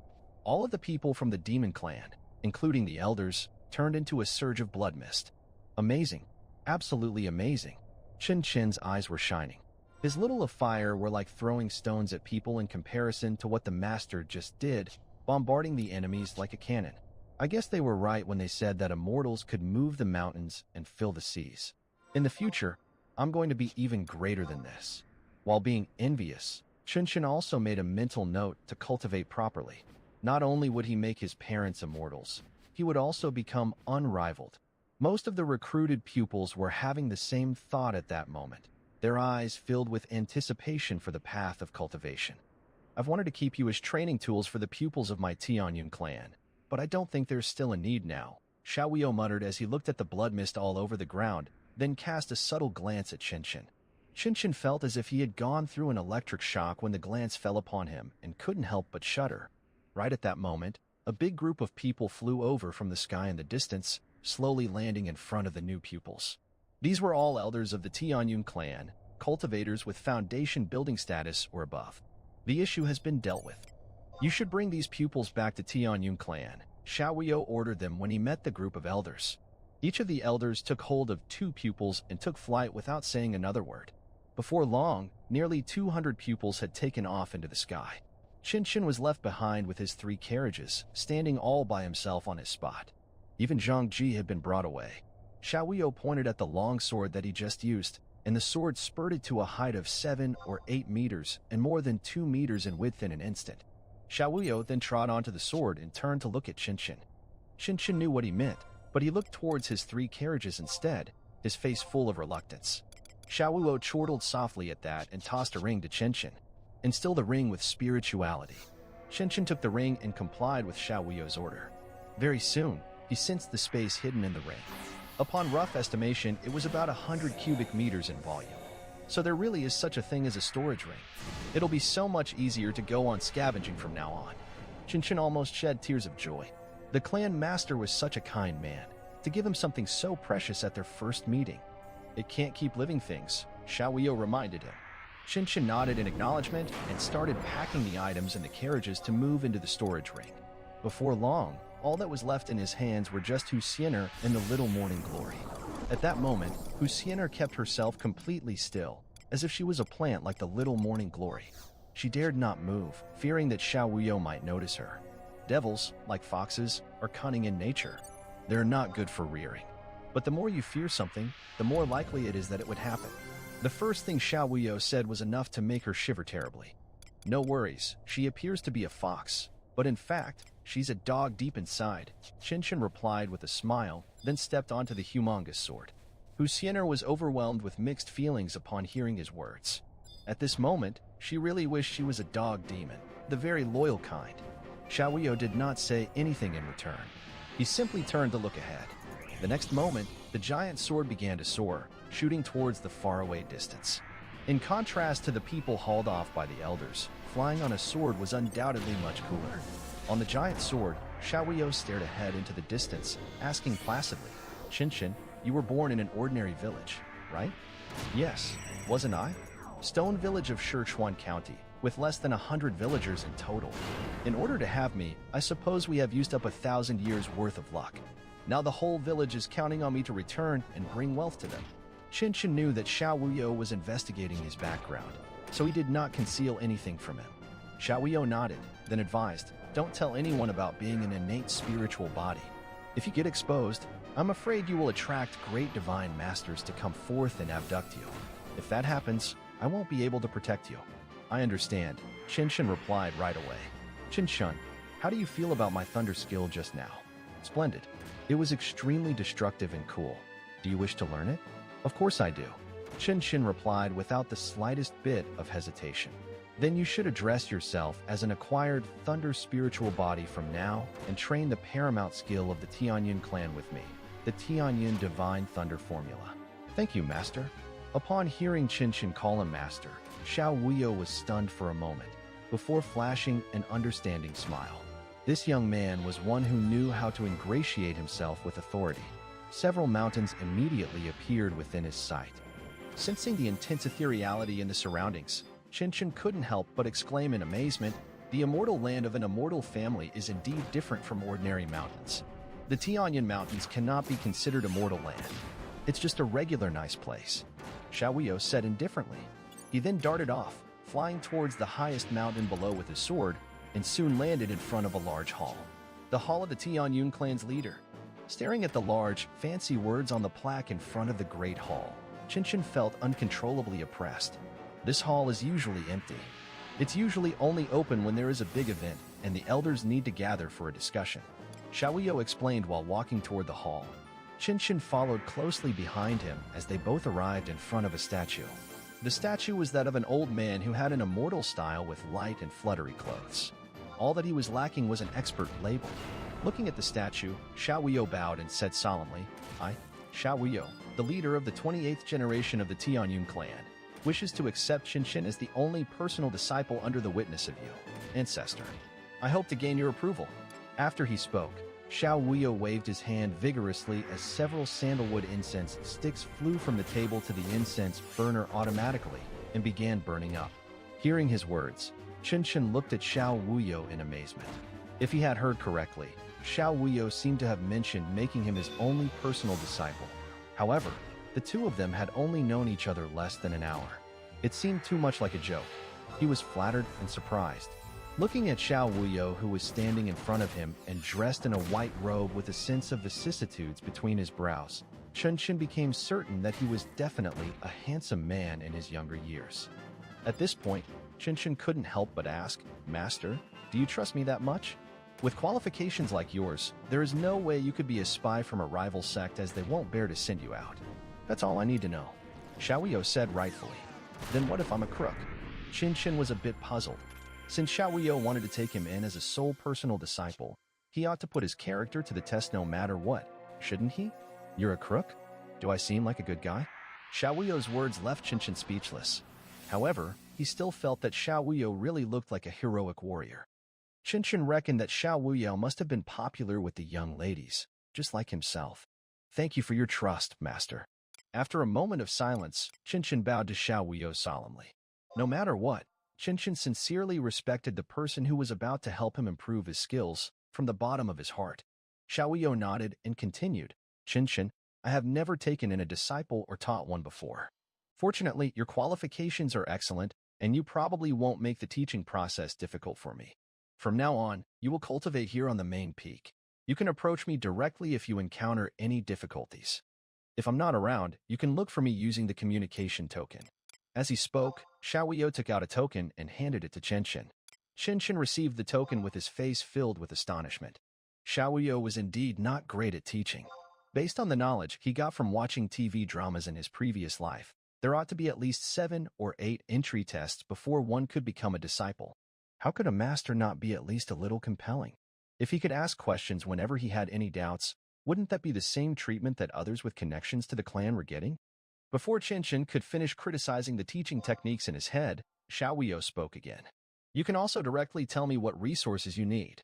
I will make the arrangements for you. Qinshan inhaled sharply. I can ask for any resources I need? I'm probably going to be completely reduced to a villain who abuses his authority. Master, aren't you afraid that I might sell the resources you give me for spirit stones? Qinshan asked cautiously.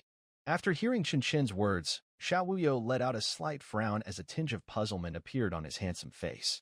He then asked, why would you sell the resources for spirit stones? If you are in need of spirit stones, you can just ask for some from me directly. Qinshan was almost moved to tears. Only an outstanding young man like him who had lived through 2 lives could have such smooth sailing growth in such an environment. If any other person who lacked strong willpower had such a master, he would definitely begin bullying everyone in the clan within a few years. He was more like a father than a master. Master, can I go and visit the other areas? Qinshan asked again. Such was also what Xiao Wuyo was concerned about. Although he had previously said that Qinshan could directly ask for what he needed, he couldn't go overboard and ask for things blindly without weighing the pros and cons. Besides, Xiao Wuyo may not have had some of the items that he might need. Yes, but you'd better not leave the Tianyan Mountains before you build your foundation. The 13th division of the Demon Clan suddenly lost many of their members in Jishou.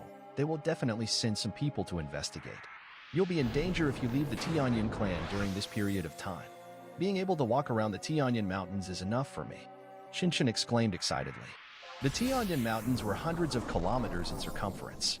By the time he was done exploring the entire perimeter, his cultivation level would likely be on par with his master. Why would he need to be worried about the Demon Clan? Seeing Qinshan's grin, a heartened smile graced Xiao Wuyo's face as he took out a small cloth bag and placed it into Qinshan's hand. Disciple, don't show the ring that I gave you previously too often. Here's a cloth bag for you. There are some materials inside that would be enough for you to cultivate for a period of time. There is also a handwritten copy of the Tianyan Divine Thunder Technique, the secret scripture of our clan. Remember to burn it after reading it. I have to go to the recruitment ceremony for new disciples. Just explore and take a look around this place. Remember, this is your residence. After receiving the cloth storage bag that Xiao Wuyo handed him, Qinshan looked towards the direction Xiao Wuyo pointed and saw a courtyard that spanned across an area of hundreds of square meters, a few hundred meters away from the main hall. The courtyard was surrounded by ethereality that had been lingering around for a long time. It was as if there was a special power that restricted the ethereality at all times. What a good place. Qinshan was fascinated. This is like supreme luxurious VIP treatment. He then looked further into the storage bag, only to realize that apart from some secret books, there were hundreds of spirit stones, 7 or 8 bottles of various elixirs, a pair of soft armor that emanated a subtle elixir, and a white-colored token that was engraved with auspicious clouds. Thank you so much, Master. When Qinshan saw the items in the bag, he felt a strong urge to drop to his knees and kneel down on the spot. At that moment, he felt parental love and affection from his master. Don't mention it. These things are nothing to me. Okay, I'm going to attend the welcome ceremony for the new disciples. After Xiao Wuyo finished speaking, he flew up into the sky as he headed towards a mountain peak in the distance. Rascal, are you the illegitimate son of the leader of the Tianyan clan? At that moment, Hu Xianer finally had the guts to speak up, but her tone was full of jealousy. Qinshin didn't bother to give her an answer. Instead, he took out the copy of the Tianyin Divine Thunder Technique from his storage bag. He then started flipping through it casually. I can read the characters, but I don't understand what the words mean when they're put together. After putting away the secret book, Qinshin took out the soft armor again. He could sense that it was impressive, but he couldn't pinpoint which part exactly. However, since it was soft armor, it was most likely something that would protect his life. Hence, Qinshin didn't think much about it as he put it on. It's soft armor made from the hide of a 1,000-year-old demon. Why did he give you such a precious item? Huxianer began hopping mad with jealousy as she stomped her feet while lying in Qinshin's arms. Qinshin chuckled and picked up the token again. He then saw the words written on the token. Sacred Son of the Tianyin clan. There were also some words on the back. Junior clan leader. Looking at the token, Qinshin became filled with mixed emotions as he suddenly froze in place. After a long period of silence, Qinshin put away his token and began walking towards the courtyard. The ethereality in the courtyard was far denser compared to the area outside.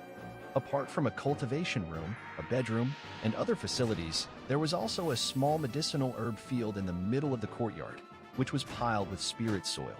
Huxianer, what's the cage next to the medicinal herb field for? Why does it look like the chicken coop I have at home? Qinshin asked curiously, pointing at the cage at the side of the field.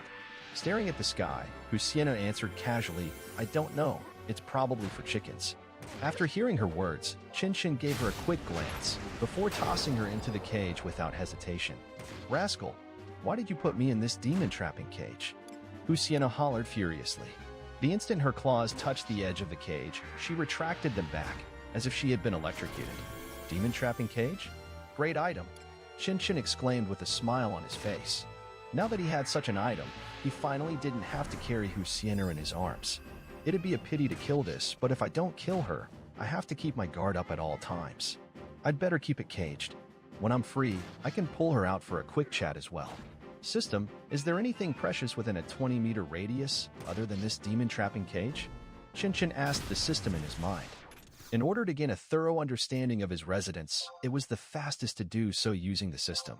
There is a spirit wood bed on the left, 16 meters ahead of you, a white jade prayer cushion on the left, 13 meters ahead of you, a spirit crystal, 12 meters underground, and a black metal elixir furnace on the right, 18 meters ahead from you. Host, you are wearing black crocodile inner armor. As Qinshin listened to the system, he walked towards the room ahead of him. He was vaguely certain that the system would not be able to search and detect the things in the storage ring. There was dragon taming wood in the storage ring, which was definitely much more valuable than the demon-trapping cage. As soon as he entered the room, the first thing that he saw was the white jade prayer cushion that was carved with strange patterns. There were streams of light rotating around. He could tell at a glance that it was a rare treasure. Qinshin sat on it carefully, and he immediately felt the surrounding ethereality converging towards him at a speed that was several times faster than usual. However, due to his lack of cultivation of techniques, there were no changes in the ethereality that entered his body. It simply started accumulating. I have to cultivate some technique. Qinshin muttered to himself before taking out the Tianyin Divine Thunder technique to study it carefully. Truth be told, he was under quite a lot of pressure right now. With the superb combination of the system in his body, such excellent cultivation conditions, and his stellar qualifications, it would only prove that he was too dull to understand the technique if his status of cultivation did not improve quickly. How could Qinshin accept such? Hence, he began studying the Tianyin Divine Thunder technique with serious focus, as if he was studying for college entrance exams in his previous life. Before he knew it, half a day had passed. It was proven that the profoundness of the Tianyin Divine Thunder technique was far less than that of math and chemistry. Realizing that it was noontime, Qinshin suddenly closed the secret book and took a deep breath. In the next second, the ethereality in his diaphragm began to flow rapidly. In an instant, it turned from a pool of stagnant water into 3 vortexes, forming a triangle, creating a powerful suction force. Under the effect of the suction force, all the ethereality within hundreds of square meters in the entire courtyard instantly entered Qinshin's diaphragm. It then slowly integrated into the 3 vortexes, making the suction force of the 3 vortexes even stronger. At this moment, Qinshin suddenly understood the true significance of cultivating immortality. The so-called cultivating immortality was in fact taking an ethereality from the world to make oneself stronger. If the process was compared to pouring water into a bucket, cultivation techniques would be a ladle used for scooping water into the bucket. Good technique would be akin to a large ladle, while poor technique would be akin to a much smaller one. Techniques were the ladle and one's qualifications were the bucket. A person without good aptitude for cultivating immortality would be equivalent to a bucket full of holes that naturally could not be filled with water. If there were only a few holes and the speed of the water input was faster than the leakage, it would mean that one had some aptitude in cultivating immortality. A primeval spiritual body like Qinchin's could be compared to a large, impressive bucket that even had a pump attached to it to allow water to be pumped into the bucket, omitting the need for a ladle. Low qualifications cannot be compared to great qualifications. Qinchin sighed in his heart. It was the difference between incorporating into one's body as much ethereality as one in, and losing 70% to 80% of the ethereality one takes in. The difference was huge. Unfortunately, Qinchin also had his troubles. For example, his innate spirit body would devour ethereality too quickly when combined with the advanced Tianyin Divine Thunder technique. In a short while, all the ethereality in the entire courtyard would be devoured. Although the spirit crystals underground were continuously emanating ethereality which was spreading upwards, the speed at which it was spreading was far slower than the speed of Qinchin's devouring. Thinking of this, Qinchin took out the spirit stones from his storage bag. He was now figuring out the technique without a master. Holding on to a low-grade spirit stone, he inhaled deeply. After about a minute, the stone had turned to ashes.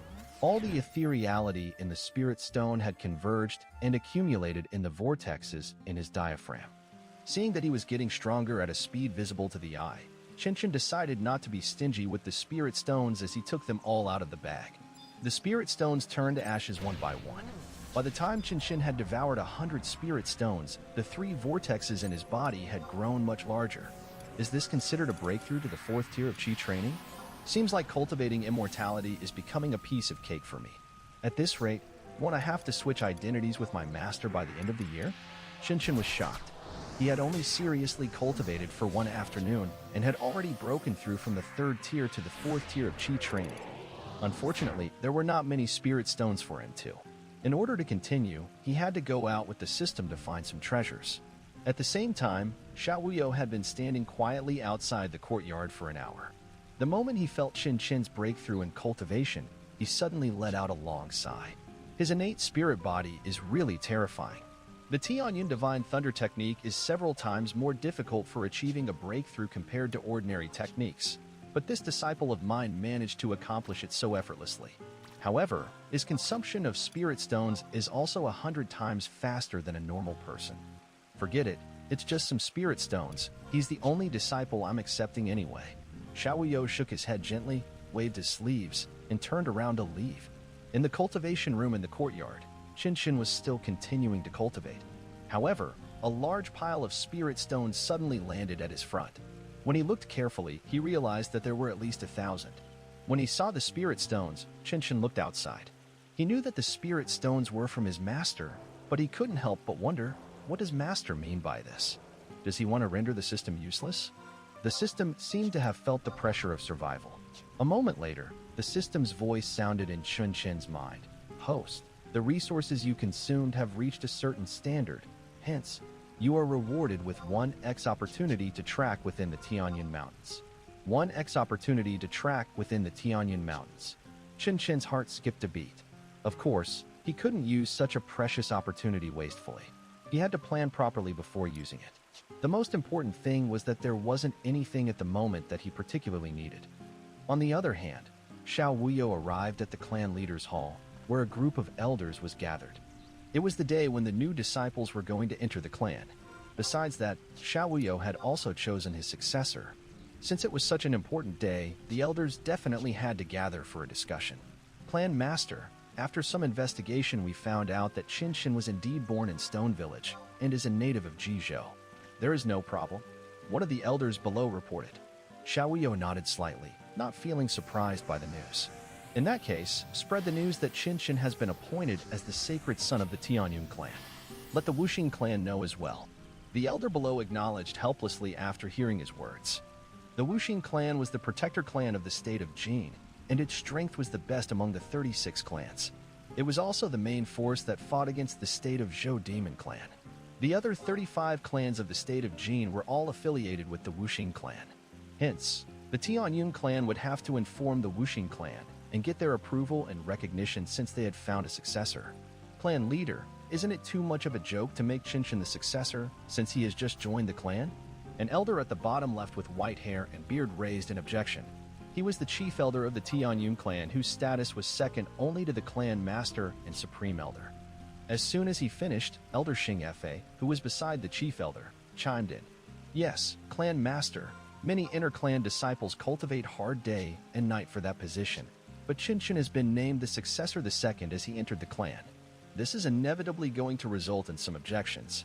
Xiao Wuyo glanced at the two elders who had a grandson and granddaughter respectively, both of whom had excellent qualifications. Among the inner disciples, they were ranked first and second respectively. They were obviously raising objections because they wanted to fight for a chance for their juniors. If Qinshan really had a postnatal thunder spirit body, he would be willing to give those two juniors a second chance. Unfortunately, his disciple did not have such a body.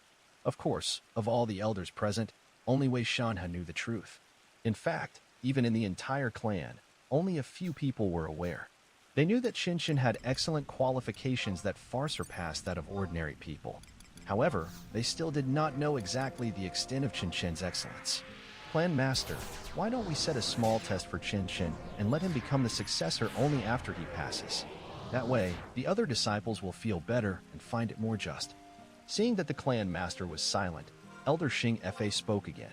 Test? When Xiao Wuyo heard the word, he couldn't help but remember the unpleasant past, and his brow subconsciously furrowed into a frown. Yes, we'll just give him 81 questions. Elder Xing Fa proclaimed casually. That's not necessary. Xiao Wuyo directly refuted the idea of a test. When Qinshan cultivated, the fluctuations in his ethereality were too obvious. Such was also the reason why he allowed Qinshan to cultivate at the main peak. If Qinshan were to go through any more nonsensical tests, the fact that he had an innate spirit body would probably be known to everyone. Besides, he had already given Qinshan the Tianyun Divine Thunder technique, so there was no reason for him to go back on his word. Even after Xiao Wuyo refused, the chief elder next to him still continued to argue. Qinshan was born in the countryside and does not have good etiquette. Although he has improved rapidly, his status of cultivation is still low. How can he represent the Tianyun clan in the future? Let's not mention the distant future. Let's just talk about the matter of the 36 clans being subjected to the rule of a new ruler 2 months from now. It'd be alright if the Tianyun clan doesn't have a successor. Since we have a successor, we have to send him to the capital. However, he's a hillbilly from the countryside who has never been to such a grand event before. He'd definitely make a fool of himself and end up embarrassing the Tianyun clan in front of the 36 sects and the new king.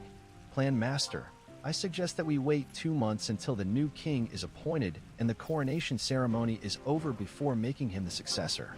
We'd at least have to let him be exposed to grand events so he can learn some basic etiquette. The group of elders could not help but imagine something in their minds after hearing the worries.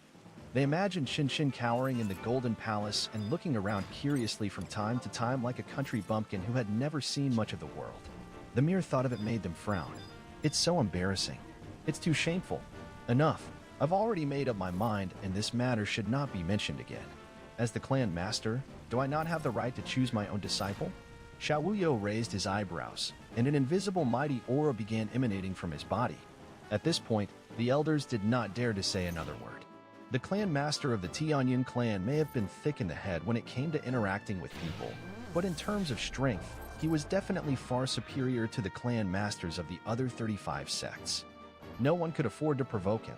On the following day, the news that Qinshan had become the successor of the Tianyun clan spread throughout the Tianyun Mountains. All disciples, be it in the inner or outer clan, all knew that there was now a clan successor above him. As long as he didn't die young, he would be the future clan master of the Tianyun clan. Naturally, some were happy while others were sad about the news. Most of the outstanding inter-clan disciples were indignant and had already been divided into 2 camps, one supporting the eldest senior brother and the other supporting the second senior sister. The 2 sides had been secretly fighting for years. As long as one of the people they supported became the successor, one of the sides would benefit. Yet, In the end, a random successor appeared and foiled all their plans. As for the outer disciples, most of them were curious about what the successor was like and how he could gain the favor of the clan master to surpass the two prodigies of the inner clan. However, the more curious they became, the more Chun did not appear. For a few days, none of the disciples got to see the new successor. Just as their curiosity grew to unimaginable levels, Chun, who was on the main peak, finally stopped cultivating. The thousands of spirit stones in front of him had turned to a pile of debris that piled up high. At that moment, his status of cultivation also reached the peak of the 6th tier of Qi training, all the way from the 4th tier. When one advanced from the 6th to 7th tier of Qi training, they would seem to undergo a qualitative change, so a large amount of ethereality was needed. Chun was not in a hurry either. After all, Rome wasn't built in a day. After cleaning up the spirit stone ashes, Chun had a good sleep, and then made his way out of the courtyard of the main peak. Standing at the top of the main peak and looking at the countless mountains around him, Chun couldn't help but remember the words of a certain pretentious person. "This is my country." After being amazed, Chun was in high spirits. Ever since he made his way to the Tianyin clan, he had only stayed at the main peak. He now thought that he ought to visit the other mountain peaks. In particular, he wondered how the young man Zhang Ji was doing. Although Chun had reached greater heights, he was not an ingrate, and he still had to take care of his own underling. Thinking of this, Chun took a deep breath and looked down the mountain. On this day, the new successor, whom all the disciples had been curious about for several days, finally descended from the main peak.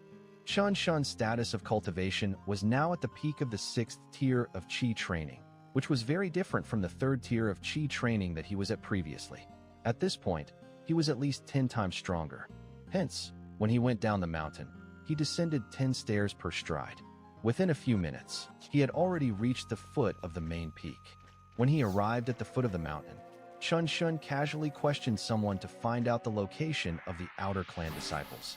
Although the Tianyin mountains were large, the Tianyin clan only occupied 7 or 8 peaks in the middle of the mountain range. The mountain peak which the outer clan disciples were located was named Tianqin Peak, which was only more than 3,000 meters away from the main peak. A few moments later, Chun had already jogged all the way to Tianqin Peak. Compared to the main peak, which was sparsely populated, Tianqin Peak was crowded with people. Outer clan disciples who were dressed in white could be seen everywhere. Seeing such a huge crowd, Chun was suddenly filled with happiness. Since he was the future clan master of the Tianyin clan, the disciples were naturally his future subordinates. Be careful, don't spill it. When Chun saw an outer clan disciple swaying unsteadily with a bucket of water, he hurriedly went over to help him. Thank you, senior brother. The outer clan disciple thanked Chun as he carried the bucket of water away. TSK, what a hardworking young lad. Chun said, grinning and staring at the back disciple's back. He looked like an employer staring at his diligent employee. Just as he was about to begin traveling up the mountain, a familiar figure appeared in sight. The figure was Miss Muro. After putting on the uniform of outer clan disciples, she looked less noble. However, the most shocking part was that she, the girl who was famous in Jizhou and was known as Heaven's favorite, was carrying a bucket of water at this moment. She's really impartial. I wonder if she already knows that I have become the successor, Chun muttered. He then approached and stood in front of Miss Muro. Seeing that someone was blocking her way, Miss Muro stopped immediately with a look of displeasure. However, when she realized that it was Chun, she quickly put down the rod and sent to him a little bow. Greetings, successor. Chun's gaze instantly lit up as he began to feel extremely uncomfortable. In his heart, he silently praised Miss Muro 18 times. Look how polite and understanding this girl is. After thinking in his head, Chun smiled and responded calmly, Junior sister, you don't have to be too polite. That's just a term. You and I are old friends. Just call me senior brother. When speaking, Chun's voice was extremely loud. This, with the fact that he said the word successor, alerted everybody in the area. Is he the successor?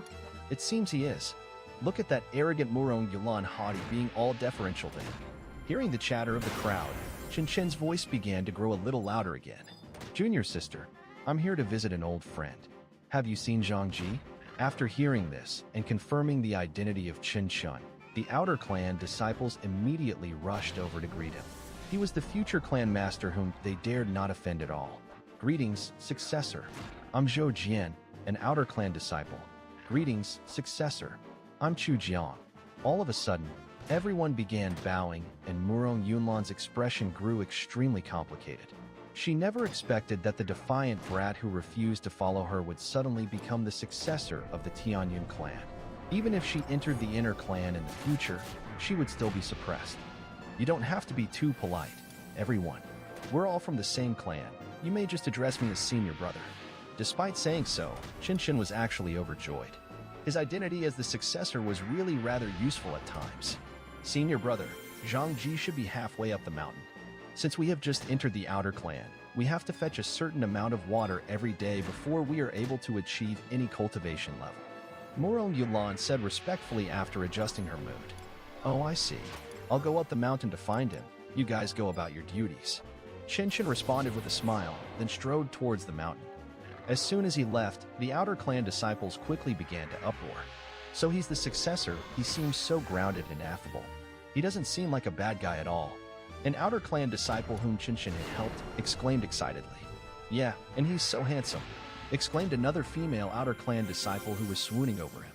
Not long after Qinshin began making his way up the mountain, he indeed spotted Zhang Ji, who was halfway up. Zhang Ji was carrying 2 buckets of water and was drenched in sweat, but seemed to be over the moon about something. Big brother?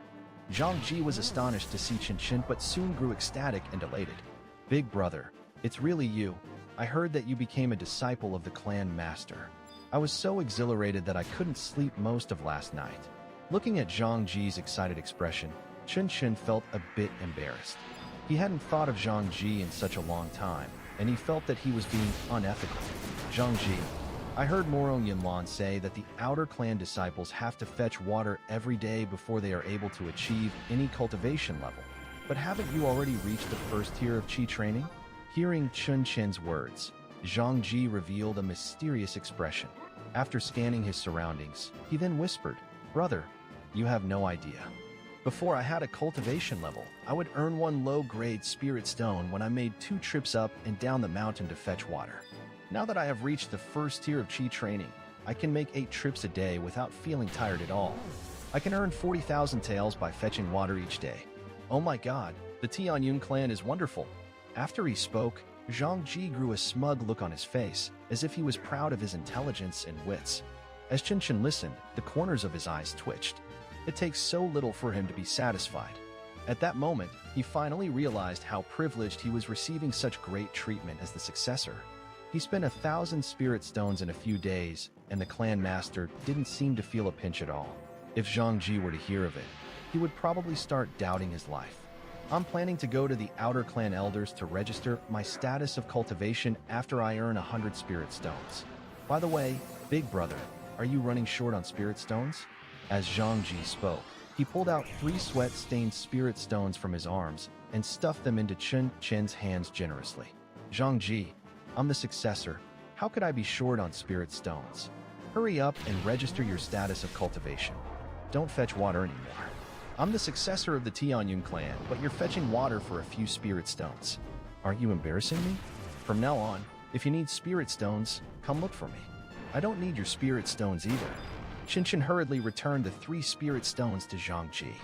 Even if he didn't have a conscience, he wouldn't be at peace with himself if he took the spirit stones that Zhang Ji worked hard for. But this is really a rare opportunity. Zhang Ji appeared to be extremely conflicted. In his head, all he could think about was 40,000 taels a day. Don't think about all that nonsense. Once I get more familiar with the Tianyun clan, I'll arrange for you to go to the main peak. Then you'll learn that 4 spirit stones a day is really just peanuts. Qinshin said, expecting better from Zhang Ji. As Qinshin and Zhang Ji met on the mountain, the news of Qinshin's appearance on Tianqin Peak had also spread to the inner clan disciples who were on the peak. Hearing this news, a group of inner clan disciples walked towards the 2 most striking courtyards at the peak, overwhelmed with emotions. Oh, has that kid really gone down the mountain to Tianqin Peak? In the courtyard, a playful look appeared on a burly man's face after hearing the report. His grandfather was the chief elder of the Tianyun clan, so he naturally knew about Qinshin's origins from his grandfather. Yes, answered the inner clan disciple who reported. Hearing his words, the burly man stood up and sneered. A hillbilly will always be a hillbilly even if he's put on a golden throne. Today, I'm going to make everyone in Tianyin clan realize that fact. After he spoke, the burly man turned around and left the courtyard, heading in the direction of Tianjin Peak, while a large group of inner clan disciples followed. Likewise, there was a similar scene going on in the other courtyard at this moment. A group of inner clan disciples was following behind a beautiful female disciple as they rushed towards Tianjin Peak. The moment the two parties met, they did not give in to each other and instead ran quickly. Soon, they reached Tianjin Peak. Upon sight of the large group of inner clan disciples, many outer clan disciples all subconsciously avoided the way. In particular, the older outer clan disciples knew very clear the difference between the inner and outer clan disciples. Outer clan disciples of the Tianyin clan needed to reach the 7th tier of Qi training in order to become an inner clan disciple. The 7th tier of Qi training was the first major threshold on the path of cultivating immortality. When one crosses over to the 7th tier, there would not only be a steep increase in their strength, but also their lifespan. Hence, those who could enter the 7th tier of Qi training usually had hopes of reaching the foundation establishment. The inner clan disciples were a group of disciples who were expected to reach the foundation establishment and were likely to become elders of the Tianyin clan in the future. The outer clan disciples could not be compared to them. It's the inner clan disciples, senior brother Sun Tiangang and senior sister Zhao Xiaya. They've actually come all the way to Tianjin Peak. It seems like they're here to see the successor. The group of outer clan disciples whispered among themselves. Although the successor had a higher status than the inner clan disciples, Sun Tiangang and Zhao Xiaya were elites who had reached the foundation establishment and had been prestigious in the clan for many years. Their deterrent power was definitely not what the successor, who had suddenly appeared out of nowhere, could compare to. Sun Tiangang and Zhao Xiaya did not have to give any instructions at all. Instead, the inner clan disciples following them immediately took the initiative to find out about the situation. After finding out that Chen Shun had gone to the mountain to look for his old friend, the following disciples quickly reported. After hearing the report, the two elites stood quietly at the exit at the foot of the mountain and waited, glancing at each other from time to time. They both seemed hostile towards each other. About half an hour later, Chen Shun had finally made his way down the mountain with Zhang Ji. When he saw the large number of disciples gathered at the foot of the mountain, he grew somewhat puzzled and shocked, but he still did not take the situation seriously. He simply thought that the Tianyin clan was holding some special event. The more handsome one of the two is the successor. He is the new successor, Qinshin. Sun Tiangang and Zhao Xiaya's juniors pointed at Qinshin at the same time. Upon hearing the other disciples' words, their eyes instantly lit up as they began scrutinizing Qinshin. They were not alone. All the other inner clan disciples reacted about the same. Being stared at by so many people at once, Qinshin was made a little uncomfortable. Although he could understand why everyone wanted to see what he looked like, the staring was too intense, which made him feel a little overwhelmed. Ahem, Zhang Ji, you don't need to see me off. I'll go back to the main peak by myself. Remember what I told you before? Yes, big brother, Zhang Ji answered. At that moment, in his head, Zhang Ji was still obsessing over the 40,000 taels he would earn a day, so much so that he didn't even notice that something was amiss with the apparent scene. After bidding farewell to Zhang Ji, Qinshin began making his way straight towards the exit at the foot of the mountain with an ambiguous expression, ignoring the group of inner clan disciples. Since the group of disciples wanted to get a good look at him, he would let them do so. It was a good thing to let them know how extraordinary their future clan master was. As Qinshin was about to make his way past the group of inner clan disciples, Sun Tiangong's sleeve suddenly moved slightly. Next, a fist-sized piece of gold fell and landed beside Qinshin's feet. Sun Tiangang had been to the mortal world several times, and he knew that the people there valued money. He knew that the villagers of the countryside could not resist gold. As such, he thought to himself, he'd definitely pick the money up excitedly. He thought that the inner and outer clan disciples would all despise Qinshin if they had seen such a scene. Unlike mortals, the clan disciples were immortal cultivators who were very disdainful of material possessions and money of the mortal world. As he expected, Qinshin stopped immediately after seeing the gold at his feet. He then hesitated for a moment. To be honest, he did not understand why the tall and lanky disciple suddenly threw a nugget of gold out. After 2 seconds of silence, he pointed to the nugget of gold and said to Sun Tiangang, "Junior brother, you dropped your money." After he spoke, Qinshin continued to walk forward with a mysterious expression. Sun Tiangong's face immediately turned sullen. Unlike what he expected, the hillbilly Qinshin did not even consider picking up the gold, nor did he understand what he meant, which made him very uncomfortable. He was even more displeased about being addressed as junior brother. It had been several years. For several years, no one in the entire clan had called him junior brother. However, the young man in front of him, who seemed to be only 16 or 17 years old, was really his senior brother. "This is your gold." After holding his breath for a moment, Sun Tiangang exclaimed. He did not believe that a hillbilly like Qinshin wouldn't even be tempted. Hearing this, Qinshin stopped and looked at Sun Tiangang intently, seemingly deep in thought. Moments later, as he picked up the gold on the ground, his gaze grew ambiguous as he suddenly realized something. "I never thought that someone would attempt to bribe me just after I had become the successor. When your status is high, you have a higher tendency of becoming corrupt. Unfortunately, this fool seems to be new and doesn't know that gold doesn't appeal to cultivators of immortality. Besides, throwing gold on the floor in front of so many people is really a brazen bribe. However, this is the first gift I'm receiving after all. I shall spare him on that account, and at the same time, I'll let the other disciples know that I, Qinshin, am a very understanding person."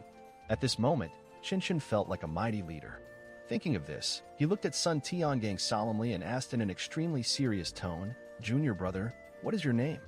Seeing that Qinshin had finally picked up the gold, Sun Tiangang began thinking about what he should say next to embarrass the successor. However, he suddenly heard the question and immediately replied arrogantly, "Sun Tiangang." In his opinion, his name was a household name in the Tianyun clan, and there was no need to add any prefix to give others any shock. However, to his surprise, Qinshin really didn't know who he was and had never heard of his name.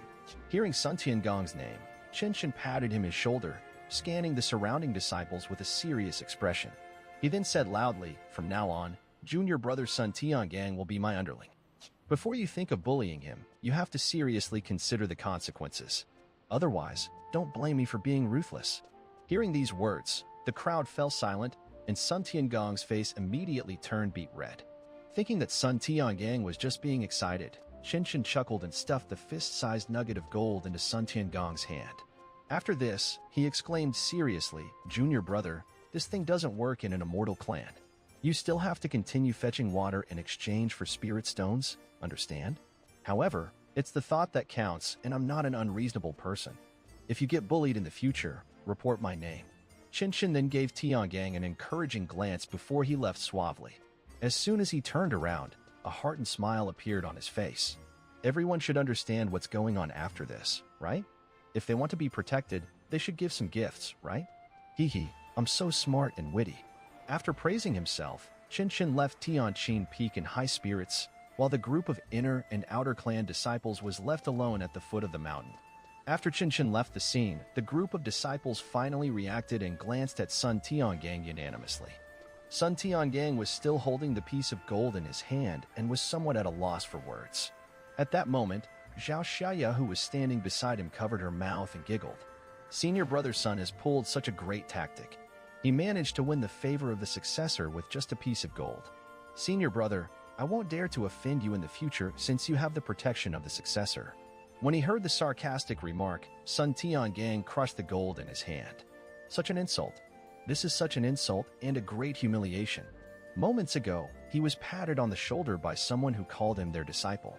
Since when had he, Sun Tiangang, ever been treated in such a disrespectful way? However, he still couldn't beat Qinshin up. As such, he grew incredibly frustrated and exasperated. Junior sister, don't be too smug. Since you can't become the personal disciple of the clan master, you're destined to never learn the Tianyun Divine Thunder technique. After he spoke, Sun Tiangang casually tossed the gold aside and led a group of inner clan disciples away. Dressed in red, Zhao Xiaya stood still as the expression on her face changed. Compared to becoming the successor, which was what Sun Tiangang wanted, the Tianyun Divine Thunder technique mattered more to her. This Qinshin doesn't seem to be that arrogant. Since that's the case, I still have a chance. Zhao Xiaya murmured and smiled.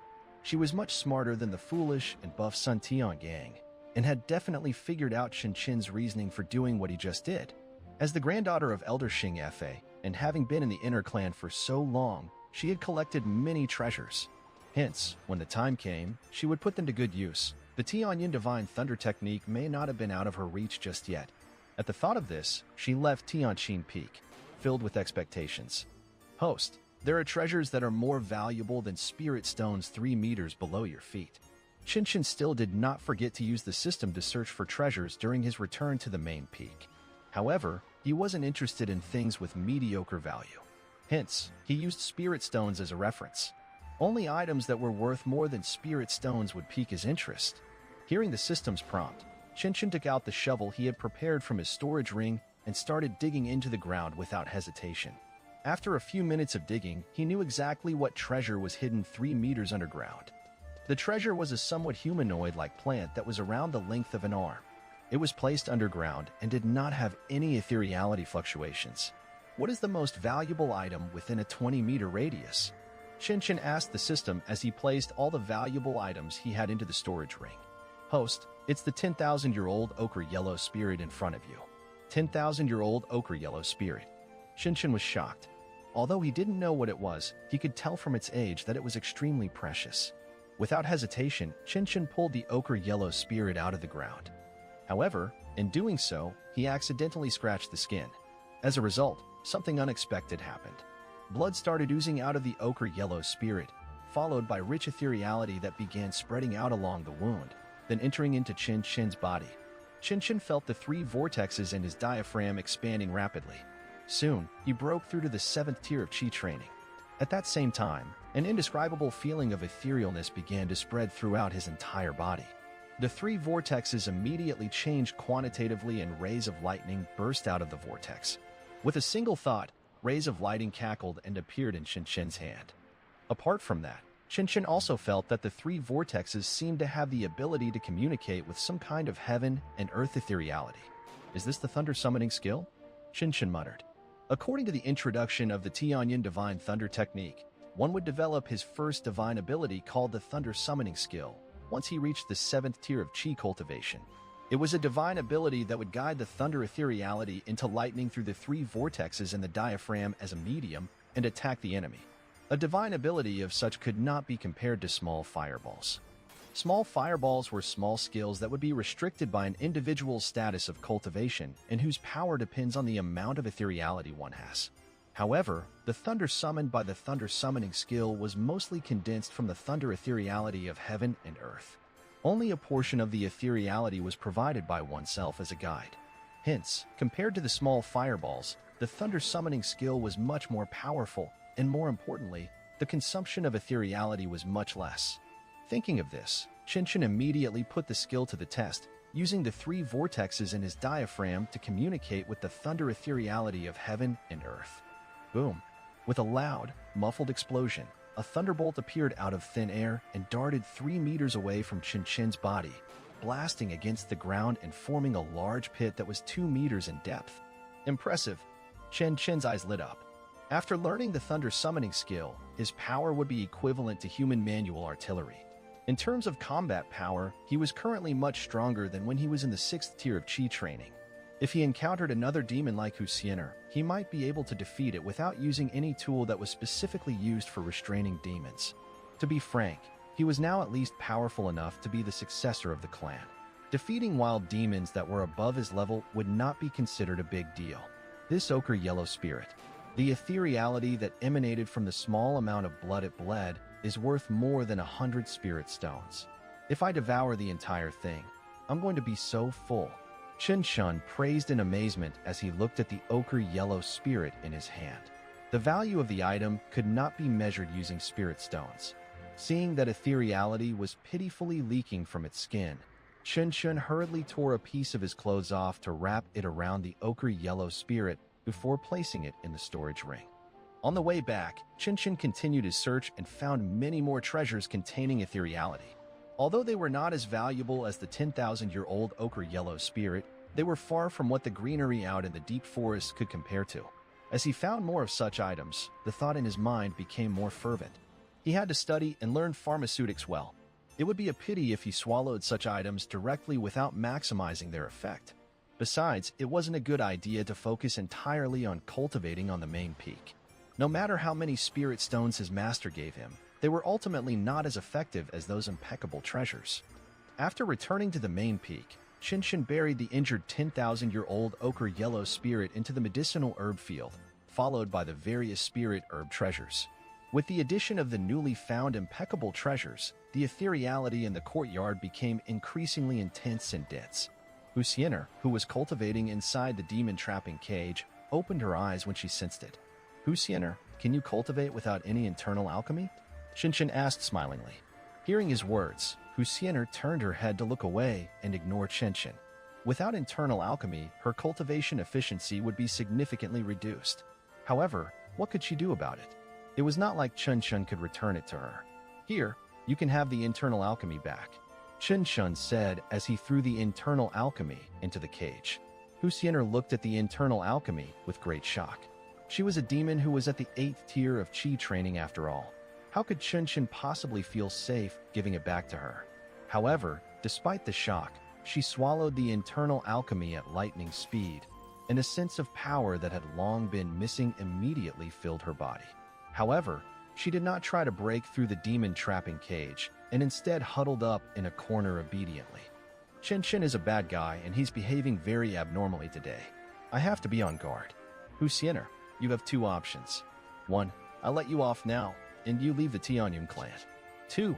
You shall follow me from now on and look after the place.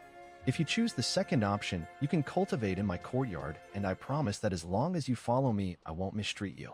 I'm sure you know what my talent is like, and it won't be hard for me to become a true immortal. You might also become a more powerful demon by then.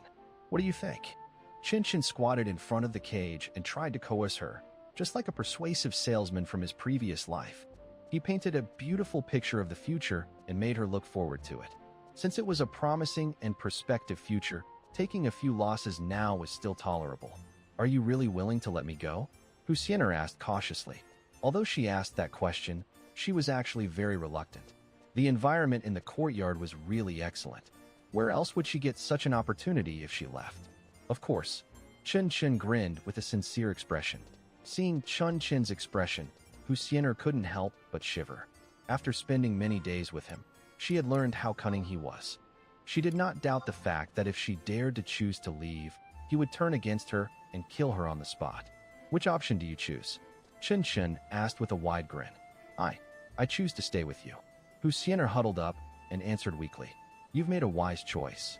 Qinshan praised as he opened Huxiener's cage before standing up. Are you not afraid that I'll escape? Huxiener slowly wriggled out of the cage, and then looked at Qinshan. Qinshan smiled as he calmly replied, I'm not stopping you from escaping anyway. If you want to run, go ahead. However, if you leave this courtyard and get exterminated by the others, don't blame me for not reminding you. Aren't you afraid that I will? As Huxiener was about to say something, she suddenly noticed lightning flashing in Qinshan's hand. At that same moment, the aura within his body was also released. 7th tier of Qi training, Huxiener exclaimed. In just a few days' time, Qinshan had achieved a breakthrough and advanced from the 3rd to the 7th tier of Qi training. He even learned how to ward off demons and evil, as well as the thunder technique. Such power made her swallow her words immediately. She had gained a new impression of him during this period of time. She was no longer a match for him now. In addition, he was advancing very quickly in cultivation, with numerous newly found treasures. If she was to stay with him, she had a possibility of a really bright future. Thinking of this, she completely abandoned the nonsensical thoughts in her heart. She then said, Master, you are amazingly talented. My only hope is that you won't forget me when you succeed in the future. Haha, that'll depend on your performance. Qinshan was overjoyed to be addressed as Master. In his previous life, he also had some pets, but only the pets in games could speak to him. After subduing Huxiener, Qinshan didn't stay idle for long as he soonly left for the courtyard to look for Xiaowuyo. Master, do you have any books about pharmacology here? Xiaowuyo was a little surprised to hear such words as he didn't expect his disciple to be so studious. After responding with a smile, Xiaowuyo casually waved his hand and a large book which was 1 foot thick appeared in his hand. This is a book called Pharmacopoeia. I used to bring it around with me wherever I go. It records all the medicinal and poisonous herbs that have been found in the world and their specific functions. You may have it. If you don't think it's enough, you can use your token to gain access to the libraries in the inner and outer clan where you can pick up any books you wish. However, you have to remember, pharmacology and cultivation cannot be combined. Your main focus and direction of development should still be cultivation. As long as your status of cultivation is high enough, there will naturally be alchemists who are willing to serve you. I understand, Chen answered, nodding solemnly after hearing Xiao Wuyo's teaching. Looking at Chen below, Xiao Wuyo couldn't help but recall what the chief elder had said that day. Chen was from the countryside and had limited knowledge, which was indeed a shortcoming of his. If he was to travel to the Golden Palace in 2 months' time, he would probably feel a bit out of place. If he became a laughingstock, it would probably traumatize him emotionally. Thinking of this, Xiao Wuyo sighed lightly and said to Chen, "Disciple, come make a trip out with me in a month's time." Where are we going? Chen was a bit surprised. Didn't he say that my aptitude is too high and I would be discovered by others if I go out? Why am I allowed to go out again? There is a demon dragon at the peak of Golden Core Peak on the border of Yushuo and Jizhou. I have agreed with the clan master of the Yushui clan of Yushuo, as well as several other Golden Core strongmen to go there in a month and kill the demon dragon. Master, I can't help you with the status of cultivation I'm at now. Won't I be sending myself to my death by going there? Chen asked with an awkward expression. Even if he improved tremendously, he wouldn't be able to reach the pinnacle of the Golden Core level in a month's time. After hearing Chen's words, Xiao Wuyo smiled and said, "Don't think too much. I don't need you to help us. I just want you to stand at a distance and watch the battle. The main purpose I have in taking you there is to let you broaden your horizons." Chen was touched to hear his master's words. Not only did his master focus on his status of cultivation, but also the improvement of his mentality. He wanted him to achieve holistic development. After thinking about it, Chen exclaimed solemnly, "Don't worry, Master, I will not become a burden to you." After leaving Xiao Wuyo's place, Chen made his way to the Outer Clan's library to borrow a few more books before returning to his courtyard. "Here, Husiener, from now on, you will study this and cultivate too."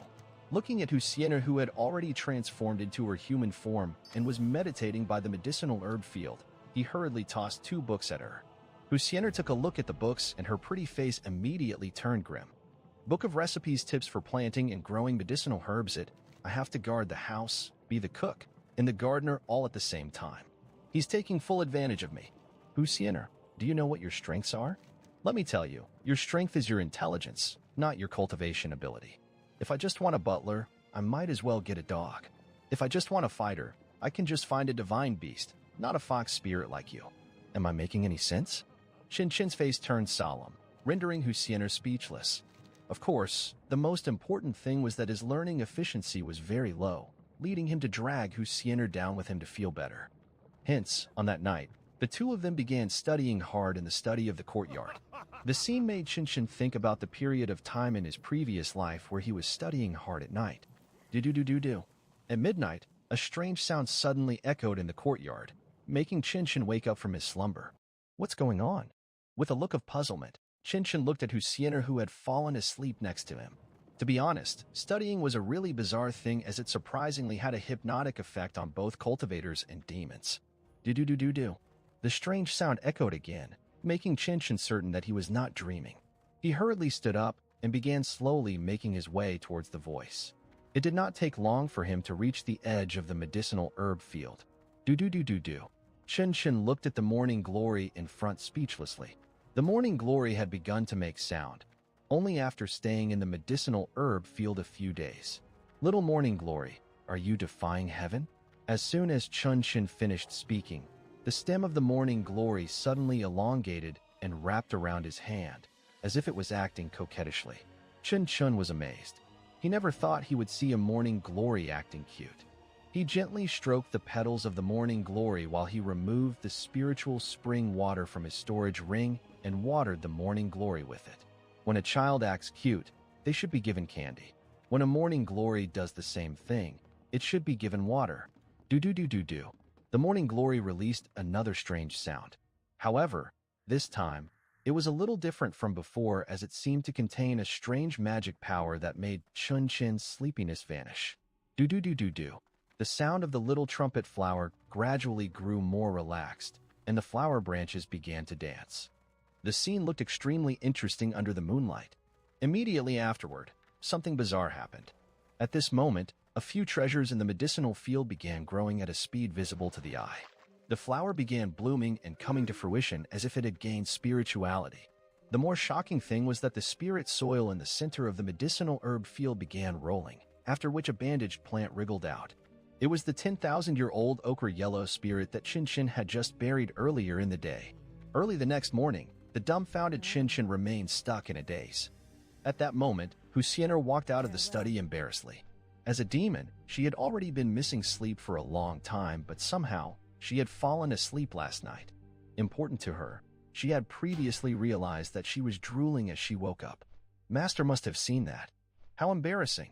Good morning, Master. Husianer greeted him to hide her embarrassment. Hearing her words, Qinshin muttered, I have a piece of good news and a piece of bad news for you. Which one do you want to hear first? Huh? Husianer was stunned. Then, she subconsciously exclaimed, the good news. There's no need for you to take care of the medicinal herb field in the future. Husianer did not rush to rejoice. Instead, she asked cautiously, what about the bad news? You have to teach it to talk. Qinshin said solemnly as he pointed to the medicinal herb field. Husianer looked at the spot that Qinshin was pointing at, only to be confronted with a shocking scene. In the middle of the medicinal field, there was a 1-foot-tall 10,000-year-old ochre yellow spirit that was wrapped in a bandage and plowing the soil while releasing some ethereality into it. Apart from that, the morning glory was also trembling with its flowering branches and making a series of sounds. Good morning, good morning, good morning. Have these two gained sentience? Husianer asked in shock. Right? The ochre yellow spirit is still a true demon, but the morning glory seems to have the ability to speak and enjoys imitating human speech. Teach it to speak when you have extra time. By the way, it seems to have a special ability that allows treasures in the medicinal herb field to ripen. Qinshin explained with a helpless expression. Kik. The morning glory made a sound. Hearing the odd sound, Husianer remarked in disbelief, talent divine ability. I never expected this little morning glory to develop such an amazing talent divine ability like catalysis. In Legends, the ability to catalyze the ripening process was possessed only by the experts in the primordial spirit realm, and it carried a huge price. However, the little demon which had yet to transform actually managed to develop the ability.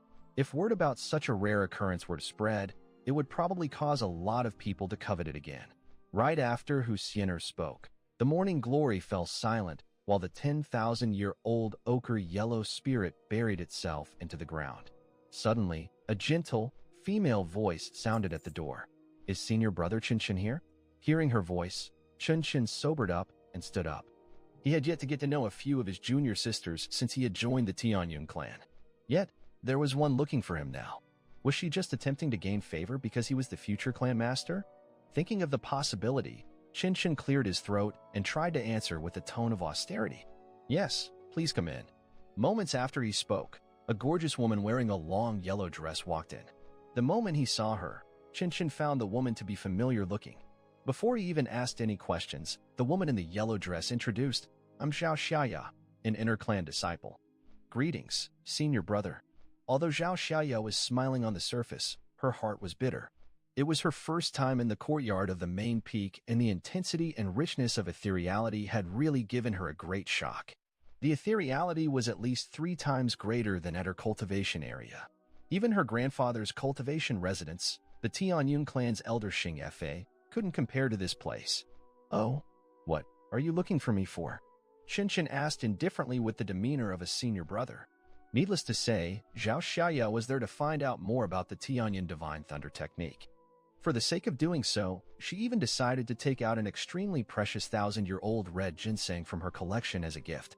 She had witnessed the events that took place between Qinshin and her junior brother, which in her opinion was a blatant hint for everyone to give him gifts. She thought that a greedy hillbilly like him may reveal the Tianyun Divine Thunder technique as long as she did something to please him. After she thought about it, she then gazed over at Husianer, who was standing behind Qinshin. Qinshin immediately understood her intentions and said to Husianer, Husianer, you go take care of the medicinal herb field.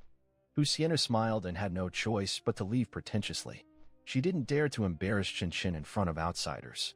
After following Qinshin for so many days, she knew that her master valued his pride more than treasures. Senior brother, you're so wise and intelligent. Zhao Xiaya praised with a smile as her expression slowly changed and was replaced with a pitiful look. Senior brother Qin, You have no idea. When I was a young child, my parents were killed by the demon clan, so I set my mind to avenge my parents. Unfortunately, I'm too incompetent. Hearing this, Chinchin frowned. What do you mean? Do you want me to avenge your parents? But you're not my wife, and I'm not the clan master. Why would I be bothered about such things?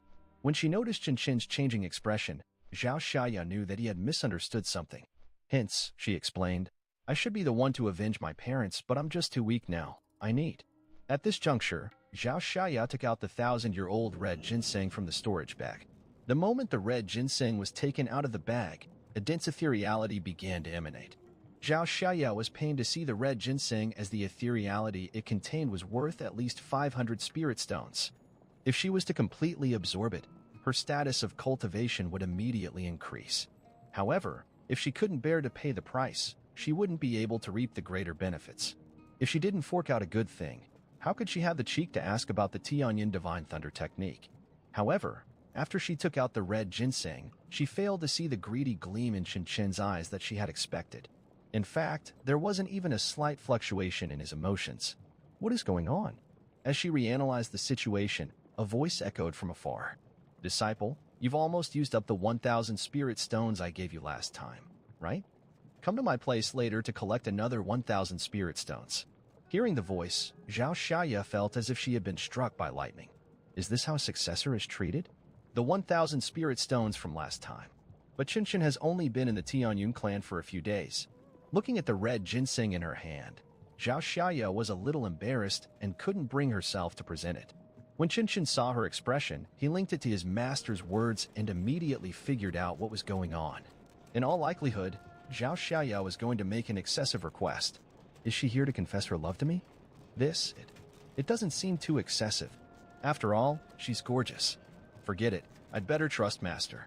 At that moment, Chinchin sighed in his heart and turned his head towards Hu Xiener. Xiener, haven't you always wanted that 2,000-year-old demonic spirit flower in the medicinal herb field? Since I'm in a good mood today, I'll give it to you as a reward.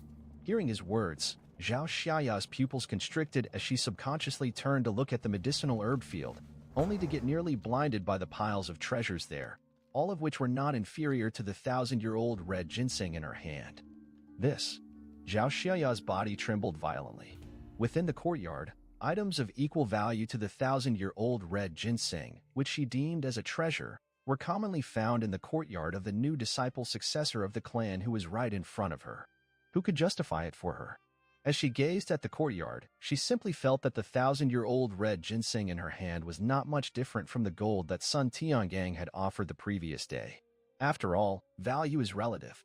100 taels may be a massive sum in the eyes of a pauper, but in the eyes of a tycoon, it was just loose change. However now, she was the pauper and Chinchin was the tycoon. Junior sister, what do you mean by giving me this?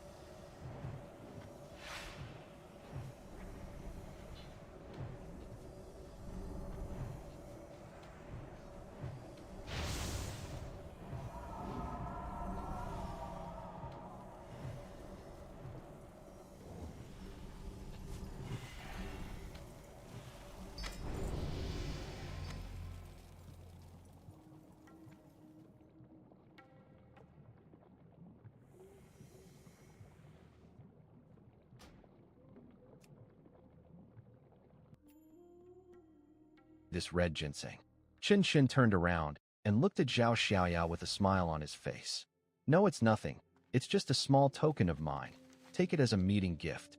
Sorry to have embarrassed myself with such a paltry gift, Zhao Xiaoya said flusteredly as she placed the red ginseng in Chen Chen's hand. The more frightening thing for her was that the clan master had spoken just now, which meant that he had seen all her actions. As the second senior sister of the inner clan, she had never faced such a situation before. She now believed that she had incurred a double loss. Is the strength of all the capable cultivators who are at the pinnacle of the core formation realm this terrifying? Despite being seated thousands of meters away, he can still hear and see everything that happens here clearly.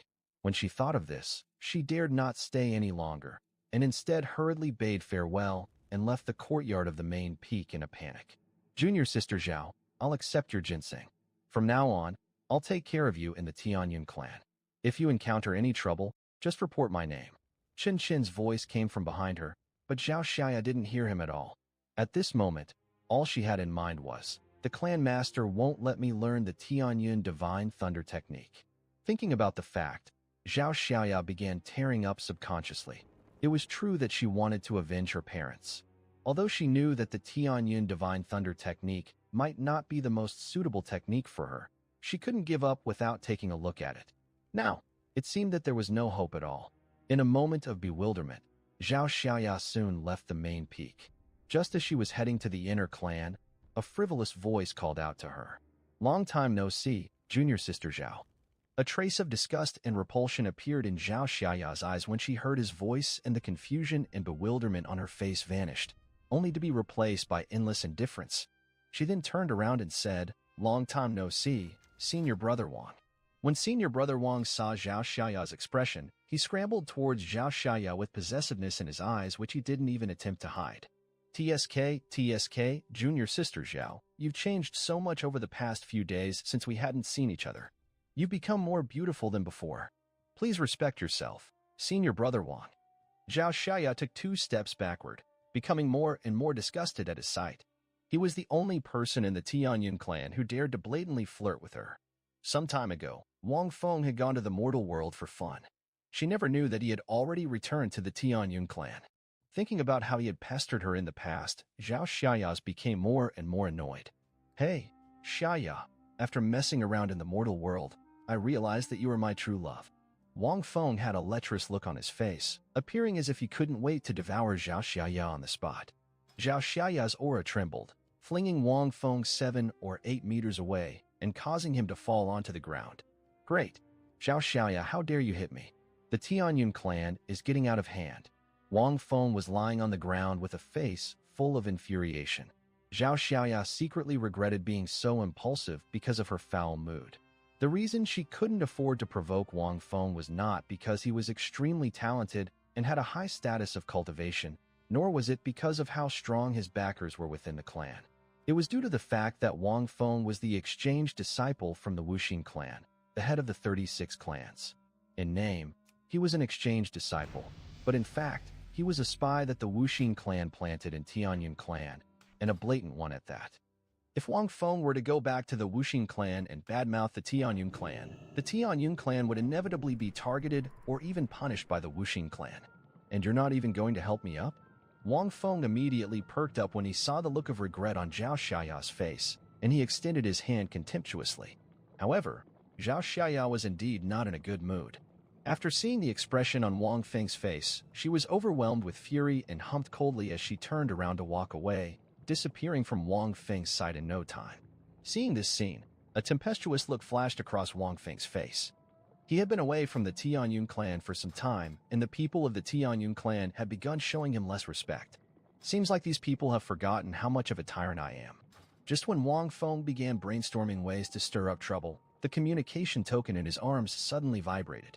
He noticed it and immediately took it out, only to see the aura on the token flowing and forming a sentence. Check out the new successor of the Tianyun clan, Chen Chen. Seeing this sentence, Wang Feng's eyes gleamed with surprise. A while ago, he had been in the mortal world and hence had no idea that the Tianyun clan had a new successor. On the other hand, after Zhao Xiaoya left the courtyard of the main peak, Xiao Wuyo's voice sounded in Chen Chen's ears. "Disciple, come to the main hall." Hearing this, Chen had no choice but to quickly rush to the clan master's main hall. "Master, why are you looking for me? Do you really want to give me spirit stones?" Looking at Xiao Wuyo, who was sitting up high, Chen jested. To his surprise, Xiao Wuyo tossed a storage bag at him without saying a word. After receiving it, Chen began sensing it and realized that there were really 1,000 spirit stones inside. "I can't accept it." Chen blushed. Xiao Wuyo waved his hand as he couldn't be bothered to hear his words. "This kid says he's embarrassed, but he placed the storage bag in his arms." "Enough. You don't have to be polite with me. For the next few days, stay in the courtyard of the main peak to cultivate. It's best that you don't leave." "Okay," Chen answered. "Aren't you going to ask why?" "You definitely have your reasons, master." Hearing Chen's answer, Xiao Wuyo smiled in pleasure, thinking to himself, "This disciple is far more eloquent than I am. Actually, it's not a big deal. It's just that the Wuxing clan has planted a small spy in the Tianyun clan. Based on my speculation, he would probably investigate your qualifications and origin. You'd better not get in touch with him, let alone L about your constitution." Hearing Xiao Wuyo's words, Chen frowned slightly. They were both clans of the 36 clans of the state of Jin. Yet, the Wuxing clan planted a spy in Tianyun clan. It seemed that the conflict between clans within the state of Jin was much stiffer than he had imagined. "Don't worry, master. I am now comfortable with controlling the absorption and release of ethereality at ease. Even the elders in the foundation building realm may not be able to tell my constitution. If I just stay away from him, will he give up?" Xiao Wuyo shook his head after hearing Chen's question and answered indifferently, "He's a wastrel and a good-for-nothing who is obsessed with fun and pleasure. He won't be able to stay in the Tianyun clan for very long. Soon he will go back to the mortal world again." Although Xiao Wuyo said so, Chen's expression still grew a bit more solemn. Does master mean that even though he's the clan master, he can do nothing except wait for him to leave? Is the Wuxing clan that powerful? They sent a random loser here, and yet, the clan master doesn't dare touch him at all? At a glance, Xiao Wuyo could instantly tell what Chen was thinking. He then chuckled and said, "If you really do something to harm him, the Wuxing clan won't immediately fight against the Tianyun clan, but when the time comes and we have to fight the demon clan, there will definitely be more casualties on our side. Besides, we will also have to hand in more resources than usual. It's not worth going that far just for that good-for-nothing." "I understand," Chen responded solemnly. However, he bore in mind the Wuxing clan. It was the clan that exploited his clan. He swore to make them pay for everything that they had done, sooner or later. At the foot of the main peak, Wang Feng made his way towards the mountain with a grim expression, but before he could take a few steps, he was blocked by the old man who was sweeping the ground at the bottom of the mountain. "Old fogey, I want to go up the mountain to meet that successor of yours." "Get lost." Wang Feng saw someone blocking the way and instantly cursed. "The successor is in seclusion. He's not going to see anyone," the old man said calmly with his eyes closed. "What is a Qi cultivator doing in seclusion? Or do you think that I, an exchange disciple from the Wuxing clan, am not worthy to see your successor or whatever?" Wang Feng's face boiled with infuriation. He was there to do something important and was not prepared to discover anything incredible. However, the Tianyun clan's refusal to comply and cooperate made him think that they were far more arrogant than before. The old man remained still, as if he didn't hear his words at all. Wang Feng's face instantly grew sullen and full of anger. He knew what the old man's status of cultivation was like, and was aware that it was impossible to force his way through. "Are you really not going to let me see the successor?" "The successor is in seclusion and will not come out anytime soon." "Okay then, give me 100 spirit stones. I'll leave now." Wang Feng stretched out his hand and placed it in front of the old man. A moment later, a bunch of spirit stones was placed in his hand. After receiving the spirit stones, Wang Feng turned around and left without uttering a word. It was not the first time he had bribed someone, and the old man had even formed a certain tacit understanding with him. He was not that loyal to the Wuxing clan, and his main goal was to gain benefits for himself. However, as he walked, he sensed that something was wrong. The old man was being too compliant today. In the past, he would often hesitate. Could it be that there is really something fishy about that successor? After thinking about it, Wang Feng fell into deep thought, and finally could not help but laugh out loud. In actuality, he was scared that the Tianyun clan would behave too well because that would leave him with nothing to do. If they disobeyed, he would be able to seek more benefits from it. As he thought about it, Wang Feng couldn't help but be reminded of Zhao Xiaoya's beautiful figure.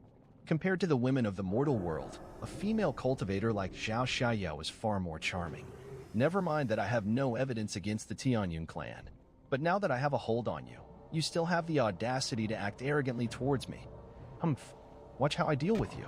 After cursing, Wang Feng began making his way straight towards the inner clan of the Heavenly Sword Peak. He wasn't allowed to enter the main peak. If he wasn't allowed to enter the Heavenly Sword Peak either, it would be overboard. Overwhelmed with anger, Wang Feng walked extremely quickly. However, before he even took a few steps, he ran into a few female disciples, all of whom were fresh faces to him. Are those the new disciples of this year's cohort? It's a shame they're ugly. Wang Feng frowned as he bypassed the few female disciples. Although he was lecherous, he was still choosy with his women. However, after taking just a few steps, he changed his mind and decided to go to Tianqin Peak where the outer clan disciples were to take a look. Compared to the inner clan disciples, the outer clan disciples were much easier to bully, especially the ones who had just joined. Thinking that there might be some pretty girls in the new batch of disciples, he decided that he had to take a look. The thought of it made him grin widely. Before he went to the Tianyun clan, he had been instructed to create trouble appropriately, so as to disrupt the order in the Tianyun clan and hinder their development. Hence, strictly speaking, he was ordered to cause trouble. On the square of the outer clan's Tianqin Peak, a group of inner and outer clan disciples gathered together. It was a special day today, as it was the day that the inner clan disciples would be imparting their cultivation experience to the outer clan disciples. Such was a task for the inner clan disciples. If they completed it, they would be rewarded with spirit stones. Compared to the demon exterminating missions and medicine hunting tasks, this task was considered the easiest. Hence, many inner clan disciples came to Tianqin Peak today, including Sun Tiangang and senior brother, the inner clan disciples. The inner clan disciples were explaining their cultivation experience in the middle of the square, while the outer clan disciples sat around and listened carefully. There was an outer clan elder watching the harmonious scene quietly from afar. At that moment, Wang Feng walked to the entrance of the square with high spirits and immediately saw Zhao Xiaoya, who was in the middle. This is here? Humph. I forgot that it's the day where they will be imparting their knowledge and experience. After cursing secretly, Wang Feng sat straight down among the group disciples. The outer clan disciples who knew him avoided him at all costs. The new disciples who were unaware of him continued sitting and listening with fascination. Wang Feng ignored those who avoided him and began to observe the new disciples. Which is this? I give you 8 out of 100. TSK, this one is not bad, but she's a bit chubby. Wang Feng blatantly made comments about the disciples in the crowd, causing the female disciples to glare daggers at him. A few hot-tempered female disciples even felt like cursing, but after being nagged at by a few older disciples beside them, they suppressed the urge. Oh, this one's not bad. 93 points for her. Wang Feng ignored the gazes of the others as he spotted Murong Yunlan, who was sitting far away with a pen and paper in hand, listening carefully. Like a cat that smelled something fishy, he moved towards Murong Yunlan. Junior sister, may I know your name? Murong Yunlan. Murong Yunlan was listening extremely intently. A look of displeasure formed on her face while she was suddenly interrupted, but nonetheless Wang Feng answered and gave his name out of courtesy. Good name. My name is Wang Feng, and I'm an exchange disciple from the Wuxing clan who was sent to Tianyun clan. To be honest, what kind of nonsense was that silly guy talking about? It's really far worse than the supreme great Tao of the Wuxing clan. Wang Feng casually pointed at Sun Tiangang, who was in the middle of the square, as he spoke in a contemptuous tone. A trace of puzzlement appeared in Murong Yunlan's eyes, and she wasn't very sure about the situation within the Tianyun clan. She couldn't understand why a disciple from the Wuxing clan had appeared in front of her. Junior sister, do you want to listen to the supreme great Tao of the Wuxing clan?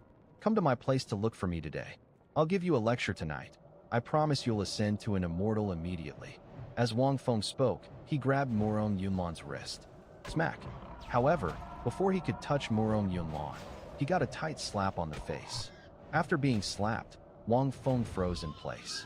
A moment later, his eyes began to fill with anger. Zhao Xiaoya was at the foundation building realm after all. However, the girl in front of him seemed to be new to the sect. What gave her the courage to slap him? It seems that the people of Tianyun clan have forgotten how strong I am after I've been away for so long. Just as Wang Feng was about to throw a fit, he heard an outer clan elder's icy cold voice echo from outside. Wang Feng, enough. Take these 50 spirit stones and leave. Wang Feng sneered at his words. What? You won't let me, an exchange disciple, study in Tianyin clan? Do you think I want to be in your Tianyin clan? If you have the guts, you can try sending me back. The outer clan elder grew absolutely infuriated having another chi cultivator talk back to him. However, he dared not do anything to Wang Feng. If the Tianyin clan casually badmouthed the Wuxing clan in front of a Wuxing clan spy, the Tianyin clan would probably have to fork out a large number of resources. Even on the battlefield, they would outcast from the others and end up suffering major losses. Thinking of this, the outer clan elder humphed and said, Study if you want, but if I see you taking liberties with a female disciple again, don't blame me for being unkind to you. Wang Feng ignored the elder and lied down on the ground to hum a merry tune. After the inner clan disciples in the middle of the square saw this scene unfold, they were no longer in the mood to listen as they quickly sped up their speeches. All they wanted was to finish teaching as quickly as possible and leave the jinx. The outer clan elders clenched their fists resentfully as they stood on the sidelines. While Wang Feng had ruined the atmosphere in the outer clan, Chen Shun was cultivating in a tranquil environment in the courtyard main peak where no one disturbed him. He had also put aside his thoughts about the Wuxing clan. Do. Master has been cultivating all morning. Now it's time to rest. Also, Sister Sienna, go and cook. The little morning glory in the medicinal herb field spoke lightheartedly. Chen could not help but laugh out loud. After only a day, the morning glory managed to learn how to speak. Apart from that, it reminded him of very important tasks in a timely manner. It was already better than the AI speakers in Chen previous life. Chen did not doubt that he could teach it to sing as long as he put in the effort to. Little morning glory, you have to speak politely. You should say, Sister Sienna, please cook. Do you understand? Chen said, teaching the flower to be polite as he was really bored. I understand. Sister Sienna, please cook. The morning glory answered. When Sienna heard the order, she humphed and began making her way towards the kitchen unwillingly. After half a day of painstaking cultivation, Chen didn't feel like he wanted to continue, although he wasn't very tired. After he thought about it for a while and finished eating, he left the courtyard. The main peak was large, and other than the main hall, there was a large forest and bamboo forest, which he had not searched yet. Hence, he decided to take advantage of this time to go out and find some treasures. After Chen added the 10,000-year-old ochre yellow spirit to the medicinal herb field, the ethereality in the courtyard increased by 50%. Chen felt that as long as he found some more heavenly treasures and placed them in the courtyard, he could create an immortal realm out of thin air. Doing such, he would be able to feed his cultivation needs and consumption just by absorbing the ethereality in the air. He wouldn't have to waste time crushing spirit stones like he was now. Host, there is an old bamboo shoot full of ethereality, which contains ethereality worth 3 low-grade spirit stones. Its location is right after the bamboo in front of you. Host, 2 meters below your feet, there is a piece of mutated rhizome that contains the power of vitality. Swallowing it can increase your lifespan by 1 year. After digging up a bunch of things that were considered good, the overjoyed Chen returned to the other courtyard and asked Sienna to make a pot of bamboo shoot and rhizome soup. He also added a piece of purple ginseng into it. The steam of the soup was full of ethereality, which made Chen stunned. There were probably few who were as extravagant as him as to consume ethereality all day. Even mortals would become immortal if they did what he did. At the mention of mortals, Chen couldn't help but think of his parents back home. He had spent so many days in the Tianyin clan, and he reckoned that his parents probably still did not know about his current situation. He felt that he had to find a way to report his safety to them. It would be best if he could give some treasures to his parents too. Chen sighed softly and scooped a bowl of soup before heading towards the main hall belonging to the clan master. Since his master treated him well, he ought to show him some filial piety. As soon as he entered the main hall, Xiaoyou's voice sounded in his ears. Disciple, what is your reason for coming to see me? Have you run out of spirit stones? Chen's face turned sullen when he heard his master's words. Did I only come here to ask for things? Master has underestimated me. Ahem, Master, I dug up a spirit bamboo shoot and felt that it was good, so I decided to cook a pot of soup with it to show my filial respect to you. Moments after he spoke, Xiaoyu suddenly appeared. After seeing the bowl of soup that was giving off steam filled with ethereality, Xiaoyu's face became a little peculiar. "How is it? Master, is this bowl of soup superb?" Qinshan asked as if he was offering a treasure. Such waste. Xiaoyo couldn't help but burrow his eyebrows as he looked at the floating purple ginseng. Hearing this answer, Qinshan became a little embarrassed, so he hurriedly changed the topic. Master, I have been out for so long, but my family does not know." Xiaoyo smiled and remained silent as he grabbed the bowl of soup and drank it all before saying slowly, "Don't worry. I've reported your safety to your parents when I sent someone to investigate your identity. I also informed the local city lord to take extra care of your parents." Qinshan fell silent as he grew overwhelmed with emotions. "Master treats me so well. My soup didn't go in vain." Just when Qinshan was thinking of saying some mushy words to praise his master, a person suddenly entered. It was an outer clan elder. He looked rather woeful and dropped to his knees as soon as he entered. "Clan master, Wang Feng is causing trouble at the outer clan lecture. Now, he is even threatening to challenge all the disciples of the Tianyun clan. I can't handle it. Clan master, please make a decision."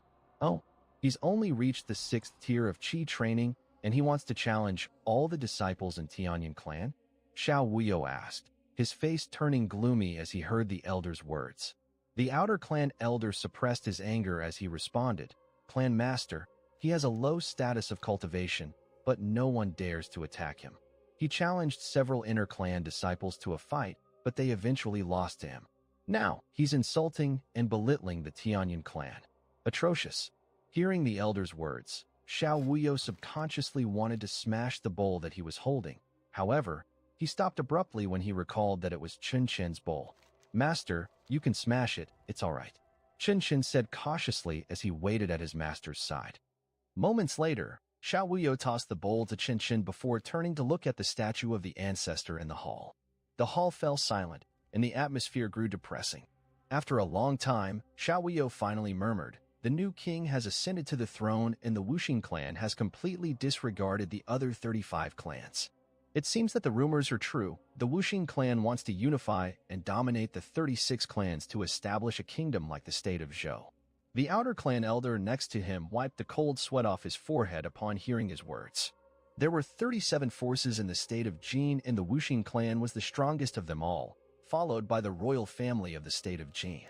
In the past, the royal family of the state of Jin led the other 35 clans and managed to barely rule over the Wuxing clan. However, now that the old king had passed away, the new king who grew up in the Wuxing clan had ascended to the throne. The balance was completely broken, and the suffering of the 35 clans would probably continue. If the pressure from the state of Zhou Demon clan was reduced by a little, the Wuxing clan would certainly take action to destroy a few clans to warn the others, so as to forcibly unify the 36 clans. If the 35 clans united, things wouldn't be so bad.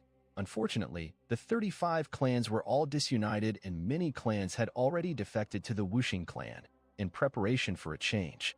"Clan master, what do we do about Wang Feng?" the outer clan elder asked bitterly after a moment of silence. At this juncture, no one wanted to be the one to get killed so as to serve as a warning to others. The other clans were unwilling, and even more so was the Tianyun clan. Hence, they mustn't let the Wuxing clan get hold of any evidence against them at this point. "Master, I'll just make a trip to the outer clan," Qinshan said out loud as he waited to the side. Xiao Wuyo's brows immediately furrowed into a frown.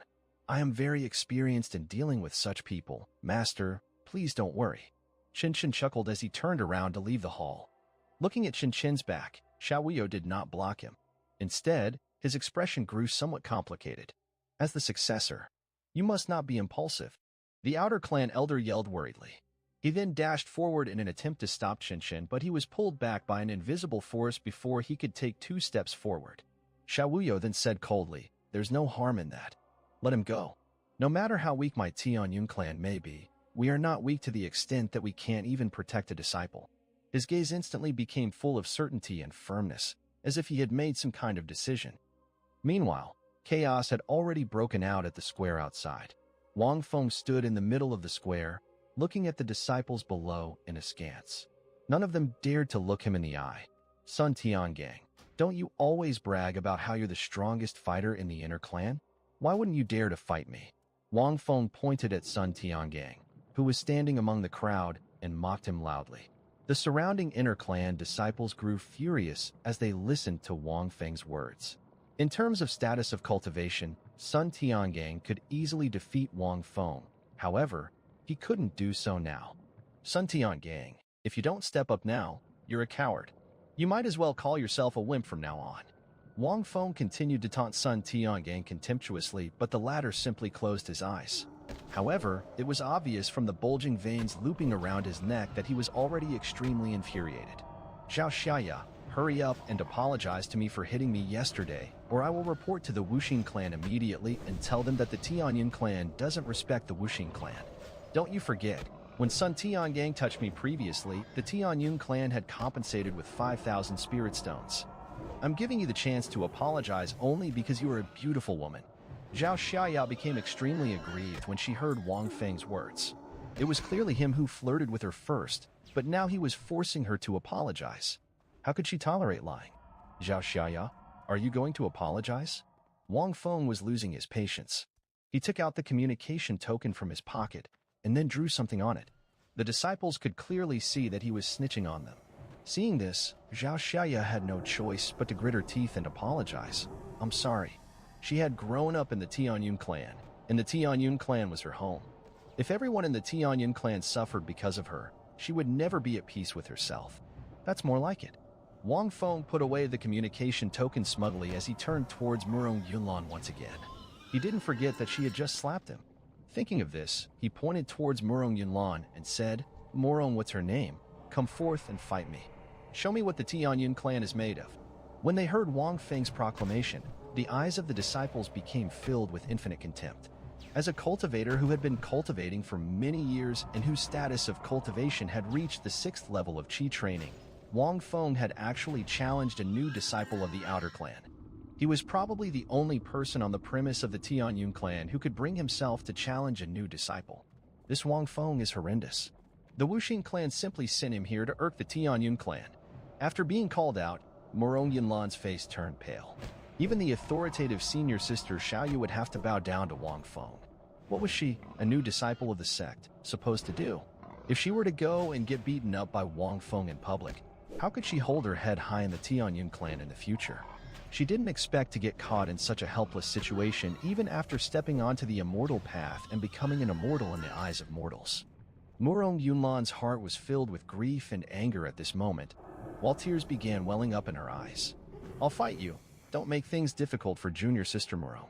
One of the disciples of the Outer Clan couldn't stand it anymore as they began walking directly to the center of the square. Huh? You want to be the hero saving the damsel in distress? I'll fulfill your wishes, Wang Feng said in disdain. He was at the 6th tier of Qi training, and even in the outer sect, he rarely had an opponent. The disciple in front of him was only at the 6th tier of Qi training and was truly not his match. Hence, the two of them soon got into a fight. However, Wang Feng had been addicted to vices of alcohol and for years, and his status of cultivation was rather weak even though it was in the 6th tier.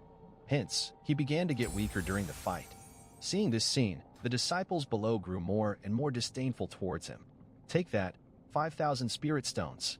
At this moment, Wang Feng hollered in exasperation. Hearing the mention of 5,000 spirit stones, the Outer Clan disciple's face changed dramatically.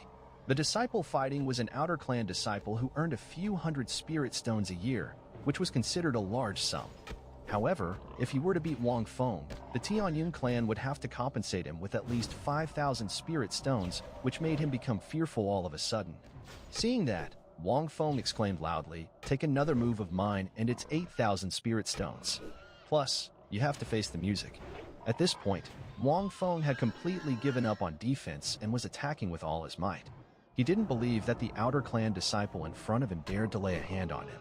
Sun Tiangang, Zhao Xiaya, and the other Inner Clan disciples could easily settle the matter by compensating him with some spirit stones. However, if an insignificant Outer Clan disciple laid a hand on him, they may be interrogated by the Wuxing clan and then pay the price by losing their life.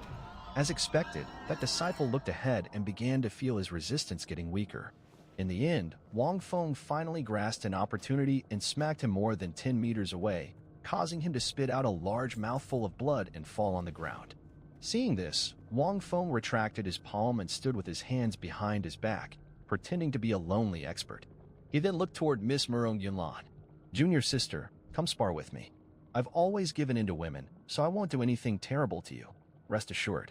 However, men and women can sometimes come into close physical contact during sparring, so don't mind it, junior sister. Haha. As he spoke, Wang Feng couldn't help but laugh, and he continuously imagined some lewd scenes. Hearing his words, the disciples below began glowering at Wang Feng furiously, but they dared not speak up. There were even some who looked confused. They joined the Tianyun clan, all because they wanted to practice cultivating immortality and become existences that others admired. Why were they being bullied like ants? If that was the result of staying in the Tianyun clan, it would be better to return to the mortal world for a carefree life. Such was what Murong Yunlan was thinking at the current moment. Back in her hometown, her father was the city lord and she was the center of attention. Most of the city's officials and wealthy figures dared not gawk at her at all. The jarring disparity between then and now made her doubt her life. Junior sister, are you going to step up or not? Or is it that you're looking down on me and the Wuxing clan? While speaking, Wang Feng took out the communication token again, making the expressions of the disciples present turn grave. Murong Yunlan became incredibly aggrieved as tears rolled down her cheek. At this moment, she simply felt extremely helpless. Just as the aura in the square became extremely oppressive, a voice of displeasure sounded from afar, breaking the silence. Who's that? Who's bullying the person under my protection? Hearing this voice, the crowd subconsciously looked in the direction of the sound, only to see a white-clothed figure floating at the entrance of the square with an incredibly suave demeanor. It's the successor. Some outer clan disciples whispered softly. Murong Yunlan felt as if she had seen her savior. At this moment, she was feeling extremely touched that someone was willing to speak up for her. Even the expressions of the inner clan disciples became complicated. Qinshan? Who are you? Why haven't I seen you before? Wang Feng hollered while pointing at Qinshan, feeling extremely indignant when he saw someone who was pretending to be an impressive hero in front of him. Without uttering a word, Qinshan walked towards Murong Yunlan. Junior sister, take a step back. Murong Yunlan heard this and hurriedly wiped away her tears before saying softly, Thank you, senior brother Qinshan, but this person. It doesn't matter. I'm here, Qinshan answered with composure. Seeing how cool and collected Qinshan was, Murong Yunlan suddenly felt a strong sense of security. She hurriedly retreated back into the safety of the crowd. She then stared at Qinshan's back with a look of reverence. Who are you? Wang Feng asked in annoyance, waving the communication token in his hand continuously. Hearing this, Qinshan silently walked to the center of the square and stood in front of Wang Feng. I am the successor of Tianyun clan, and the senior brother of everyone present. Hearing this, it suddenly dawned on Wang Feng that the successor that the Wuxing clan wanted him to investigate was named Qinshan. After thinking about it, he pointed at Qinshan and yelled furiously, Turns out you're the successor of Tianyun clan. Good. I was worried about not being able to find you, but I didn't think you'd dare to jump out on your own accord. What do you want from me? Qinshan asked indifferently. Tell me your qualifications and origins so that I can report the details to the Wuxing clan. Wang Feng said straightforwardly, a look of arrogance on his face. Since the Wuxing clan had his back, there was nothing to fear, unless the Tianyun clan was courting death. I'm not going to tell you, Qinshan answered, just as straightforward as Wang Feng, causing the latter to gape and stare at him in wide-eyed shock. You. Wang Feng pointed at Qinshan and fell speechless for a moment.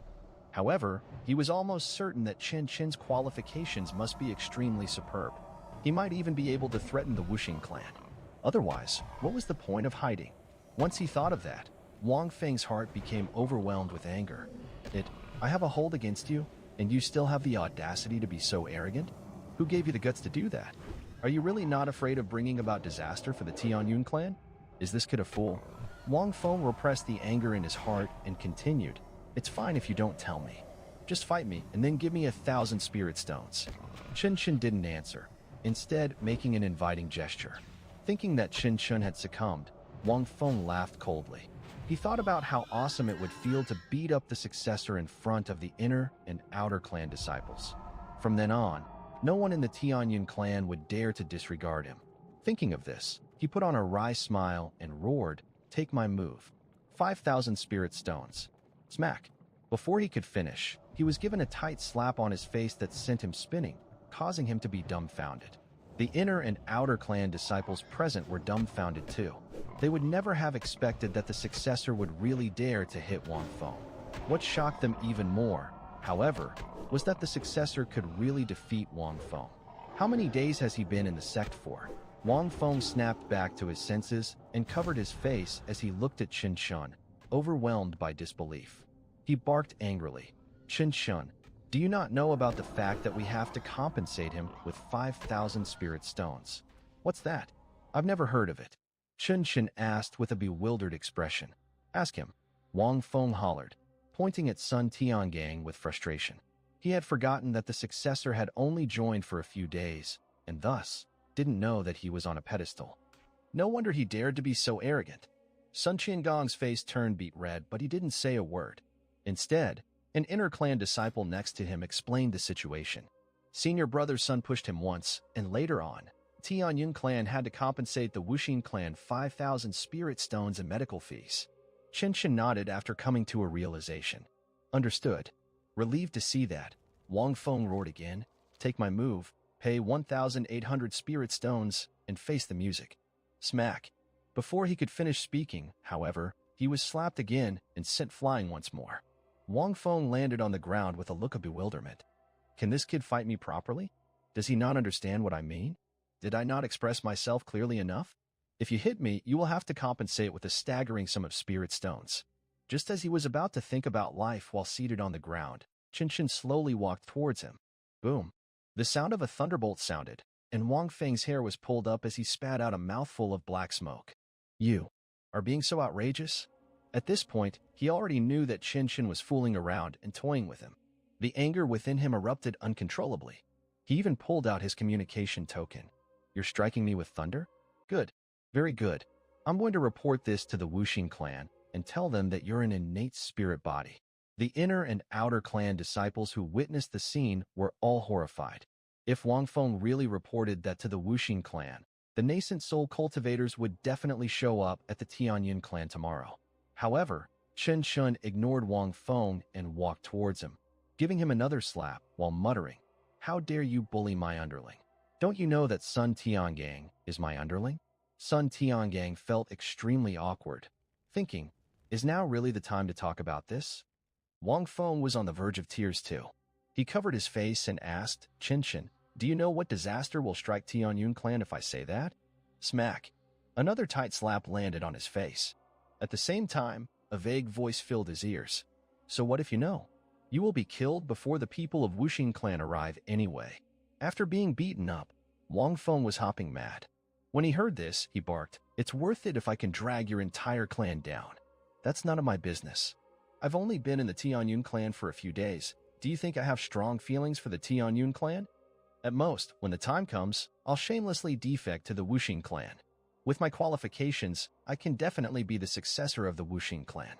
I happen to be feeling frustrated in the Tianyun clan the past few days, so it's better to go to the strongest clan. Wang Feng froze upon hearing that whisper. The other disciples had developed feelings with the clan because they had stayed long enough with them. However, Wang Feng had only been there for a few days. Why would he feel anything?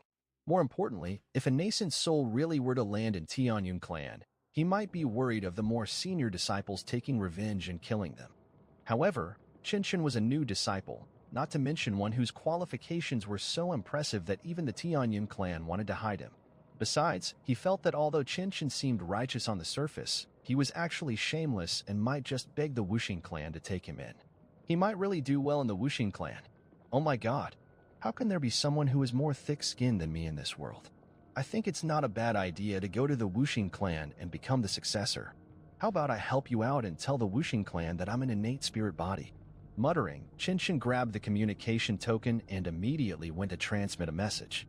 Seeing the scene play out before him, Wang Feng was scared out of his wits. If Qin Shin really transmitted the message, he would definitely be done for. The inner and outer clan disciples would chop him to pieces. He would be able to accept it if he could perish together with Qin Shin, but the latter might do better than him. How could he be willing to accept that? Thinking about this, he quickly hugged Qin Shin's thigh and exclaimed, Boss, don't act rashly. We can talk things over. How do you use this communication token? Qin Shin asked coldly, frowning. Wang Feng shook his head like it was a rattle drum and looked completely clueless. Forget it, I'll beat you to death. That works too. Chen Shun threw away the communication token and beat up Wang Feng to the point where he cried out and screamed in pain. This person really wants to beat me to death. As he was being beaten, Wang Feng began to lose consciousness, feeling that Chen Shun really wanted to kill him and join the Wuxing clan as a disciple. How can such a terrible person exist in this world? He's such a bully. Wang Feng cursed in his heart, but he couldn't help but beg for mercy out loud. Successor, please spare my life. I won't fight anymore. I admit defeat. His plea for mercy echoed throughout the square, the disciples of the inner and outer clans all secretly rejoicing. At this moment, they finally remembered Chen Shun, the successor and the saint of the Tianyun clan. However, Sun Tiangang and Zhao Xiaoya's eyes were worried. This fight was awesome, but what if Wang Feng retaliated? Could he really kill him? A few moments later, Chen Shun finally stopped and dragged Wang Feng out. Senior brother Chen, you want to? Zhao Xiaoya addressed him as senior brother, which was rare of her. There was also a trace of concern in her tone. Don't worry, I'll bear the burden of this matter alone. He's bullying the disciples of the Tianyun clan. Even if he's from the Wuxing clan, I won't allow it. If the Wuxing clan really wants to punish the Tianyun clan, I won't use any resources belonging to the clan to offset the punishment. After Chen Shun said those righteous words, he didn't turn around, instead making his back face the crowd. Senior brother Chen Shun, are you going to take full responsibility alone? But Murong Yinlan murmured, her eyes shining. At this moment, she was extremely touched, wishing that she could give herself to him. Senior brother may be the successor, but the clan will still punish him for doing something like this, right? The other inner and outer clan disciples also looked guilty when they heard that. The successor could have cultivated peacefully in the main peak and ignored those things. Yet, he went to the outer clan to stand up for everyone without any hesitation. That righteousness made them feel moved. When leaving the Tianqin Peak, Chen Shun relaxed his tense body. He was also a little fatigued after pretending to be profound for such a long time. I should have given them a good impression just now, right? Haha. It's fun being the successor everyone reveres and respects. After laughing and muttering to himself, Chen Shun raised his hand and looked at Wang Feng, who had been beaten up into a pig's head. Ah, why don't you understand? In the Tianyun clan, I'm the only one who can be lawless. What are you trying to do? Shaking his head, Chen Shun dragged Wang Feng, who was already unconscious, towards the main peak. Beating him up was not enough. He had to brainwash him too. It would be best to turn him into a... 15 minutes later, Chen Shun dragged Wang Feng into the courtyard of the main peak, then left him in the middle of the hall. After that, he leisurely leaned against the chair in the middle. If he was given a cigarette at this time, he would have behaved like a big boss. Siener, give him a piece of purple Ganoderma. Chen Shun waved his hand and pretended to hold a cigarette in his hand. Hearing his words, Siener, who was at the side, looked at Wang Feng sympathetically. She knew that her master was going to teach him a lesson. Usually, after being beaten up, one would not be clear-headed and hence would be extremely gullible, just like how Siener was when she was imprisoned for a few days when she first came out. After giving Wang Feng a piece of purple Ganoderma, Siener stood behind Chen Shun sensibly as the backdrop. Soon, coughing could be heard. The effect of the purple Ganoderma was instant, and it didn't take long for Wang Feng to regain consciousness. However, when he saw Chen Shun, he immediately remembered the horror that he had been subjected to previously and scrambled to kowtow and beg for mercy. Successor, please spare my life. What are you being so flustered for? Sit. Chen Shun pointed to the seat next to him with a calm expression, as if he was talking to a longtime friend. Wang Feng smiled and fearfully sat down on the seat beside him. At this point, if Chen Shun spoke a little louder, he would immediately jump up and get on his knees to beg for mercy. Siener, pour a cup of tea for Mr. Wang, Chen Shun instructed with a smile. Hearing this, Siener immediately walked towards Wang Feng to pour him a cup of tea. Wang Feng was a little confused when he saw this. He wondered, did Chen Shun realize that he had been too impulsive just now and wants to please me by apologizing for his actions? As soon as he had this thought, the anger in his heart erupted like a volcano. It's too late to admit to your mistakes now. Just as he was thinking about how to take revenge, Chen Shun suddenly hollered at the top of his voice. Wang Feng, you're on the verge of death and you still don't know it. Hearing those words, Wang Feng instantly sprung up from his seat like a frightened bird, falling to his knees. Successor, please spare my life. He instantly dismissed all previous thoughts of revenge. Qinshan sneered and took a sip of tea.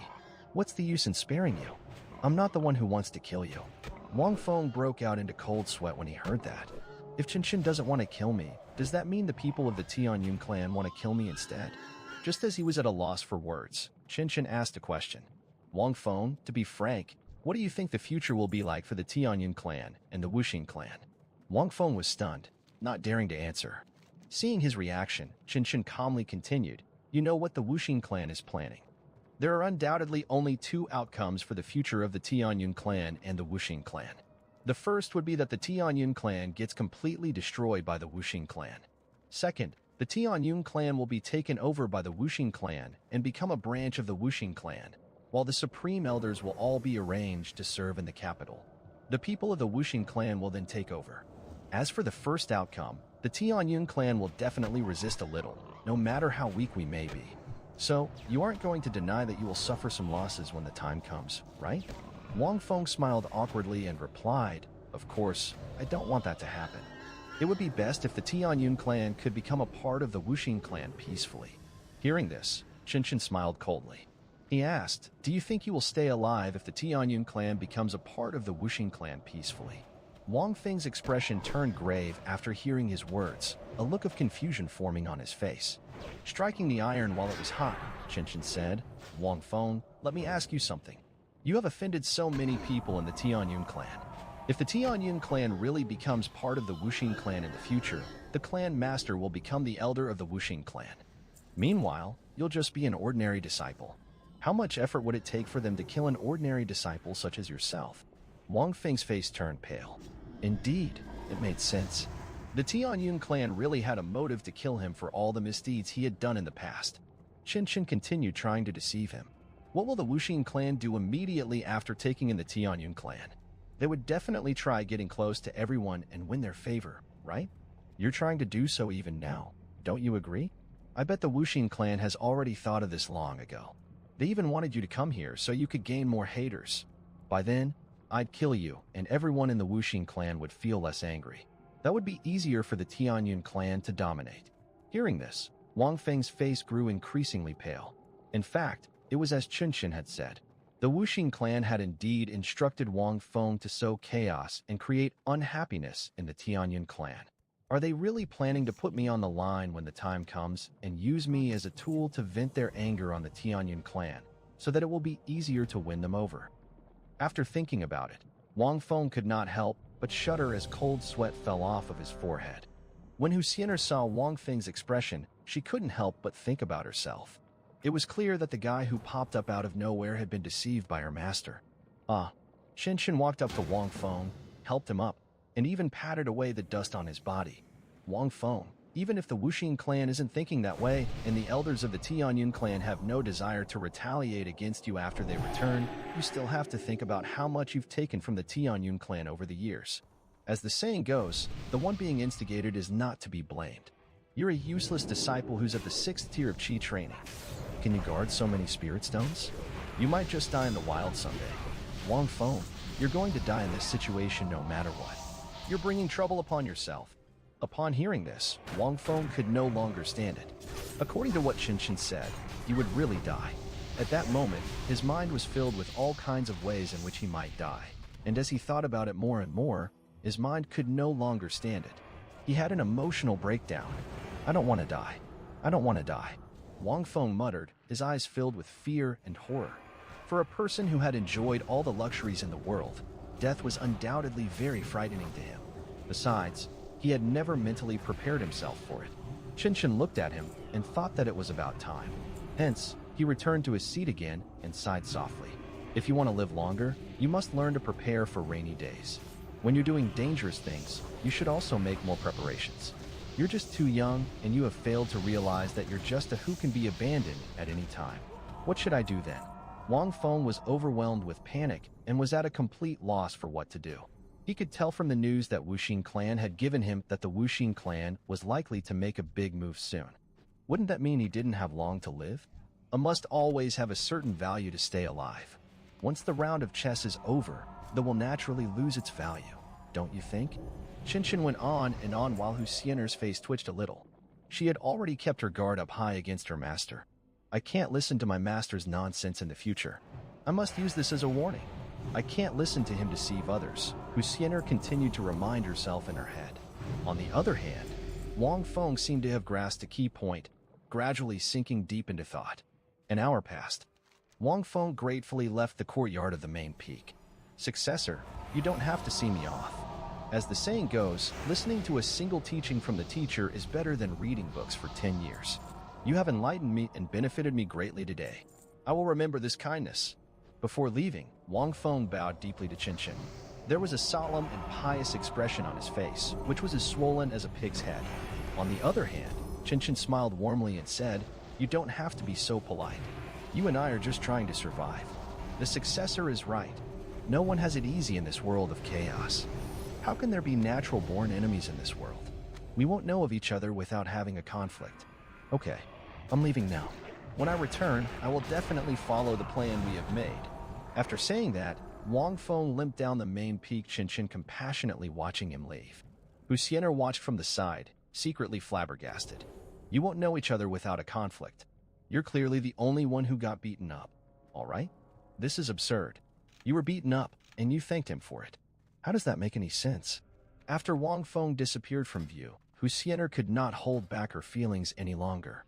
She asked Qinshan directly, "Master, will you protect him regardless of whether the two clans go to war in the future or reach a merger?" Qinshan listened to this and gave Huxianer a meaningful glance before saying, "Of course. I am a man of my word, but he must listen to me and behave himself." After saying that, Qinshan returned to the courtyard with a sigh. Huxianer looked at Qinshan's back and could not help but shiver. For some reason, she always felt that there were hidden meanings in his words.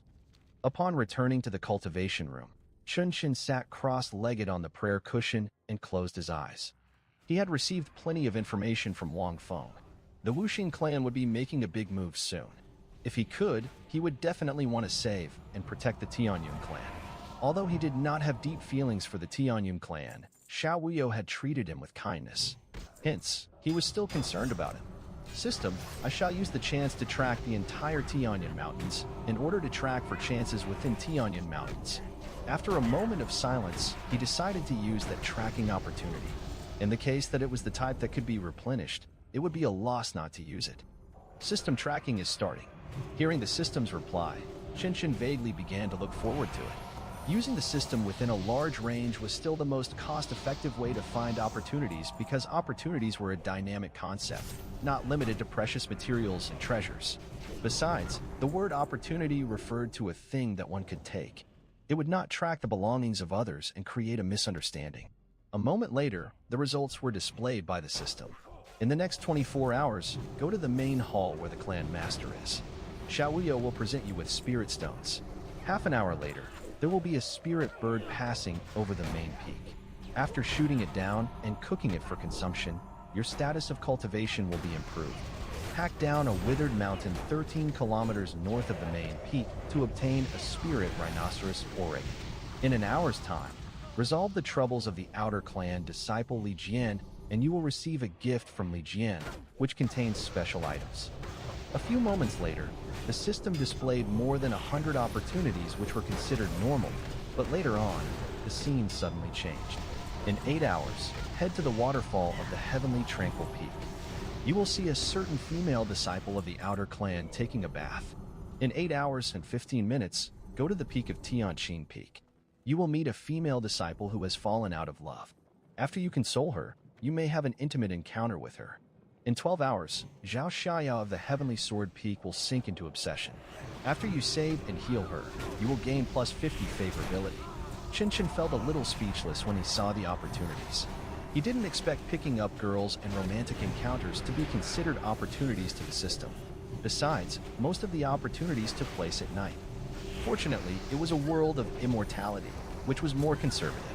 If it happened in the bustling city of the modern world, 99 out of 100 opportunities would probably be for one-night stands. The tracking system would also be called a one-night stand system. Seeing that the system was frantically trying to search at the edges, Qinshan has no choice but to continue reading. In 17 hours, head to the Heavenly Elixir Peak and toss a superior-grade Fallopeia multiflora into the elixir cauldron of the Alchemical Elder. You will obtain a gift from the Grand Elder of Alchemy, which contains a copy of the Essential Art of Alchemy and 2 foundation-building elixirs. In 18 hours, there will be a heavenly treasure called the Earthly Flame Heavenly Heart Lotus emerging from a spot 600 meters below your feet at the main peak. In 23 hours, there will be a 100,000-year-old Heavenly Spirit Bell Lotion dripping from the Sky Peak Mountain at the edge of Tianyan Mountains. After reading about 1,000 alerts, Chen quickly ranked the value of the opportunities in his mind. Combining the experience of searching for opportunities twice, he deduced that the time frame for the system to search for opportunities was about 1 day. That also meant that Chen was given a total of 1 day. It was definitely impossible to seize 1,000 opportunities in 1 day. No matter how fast he was, it would take at least 7 or 8 hours to unearth the Earthly Flame Heavenly Heart Lotus that was 600 meters deep underground. I have to get someone to help me, Chen secretly thought to himself before walking out of the cultivation room. Apart from the few demons in the courtyard, Zhang Ji was the only one in the clan whom he could trust. However, he could not take care of some opportunities, and hence, he had no choice but to give his buddy an advantage, such as the opportunity to toss a Fallopeia multiflora into the elixir cauldron. Thinking of this, Chen sped up. After all, time waits for no man. However, as soon as he left the cultivation room, he saw the soil in the medicinal herb field rolling incessantly. The 10,000-year-old ochre yellow spirit was obviously plowing the land again. Seeing this scene, Chen's eyes lit up, going to the medicinal herb field to pull the 10,000-year-old ochre yellow spirit out. At this point, the 10,000-year-old ochre yellow spirit had yet to react, as it was moving about in Chen's hand, thinking that it was still in the medicinal herb field. Its limbs seemed to have a special function, glowing faintly. "Little guy, come dig the soil with me." "Siener, come with me too." With a smile, Chen placed the ochre yellow spirit on his shoulder and called out to Siener before dashing down the mountain. As Chen left the courtyard, in the hall of the main peak, Xiaoyo suddenly opened his eyes as he let out a slight sigh. Due to the spirit lock array, he did not know about anything that had happened in the courtyard of the main peak. But once he left the courtyard, he was able to sense everything. For example, when Zhao Shaya stepped into the courtyard, he was the first to know. He could also sense that Chen had left.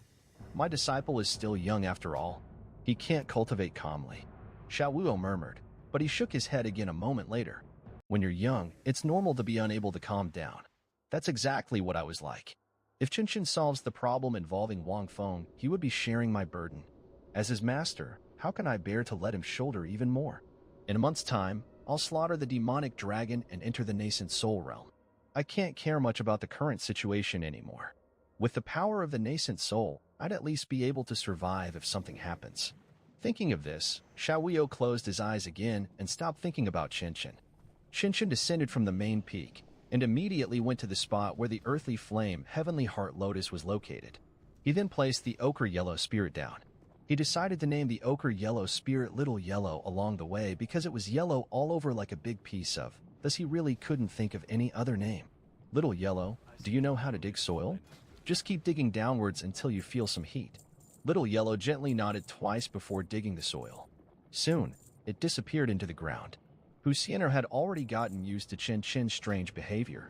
However, she definitely wouldn't agree to dig up soil. After all, she was a demon who cared about cleanliness.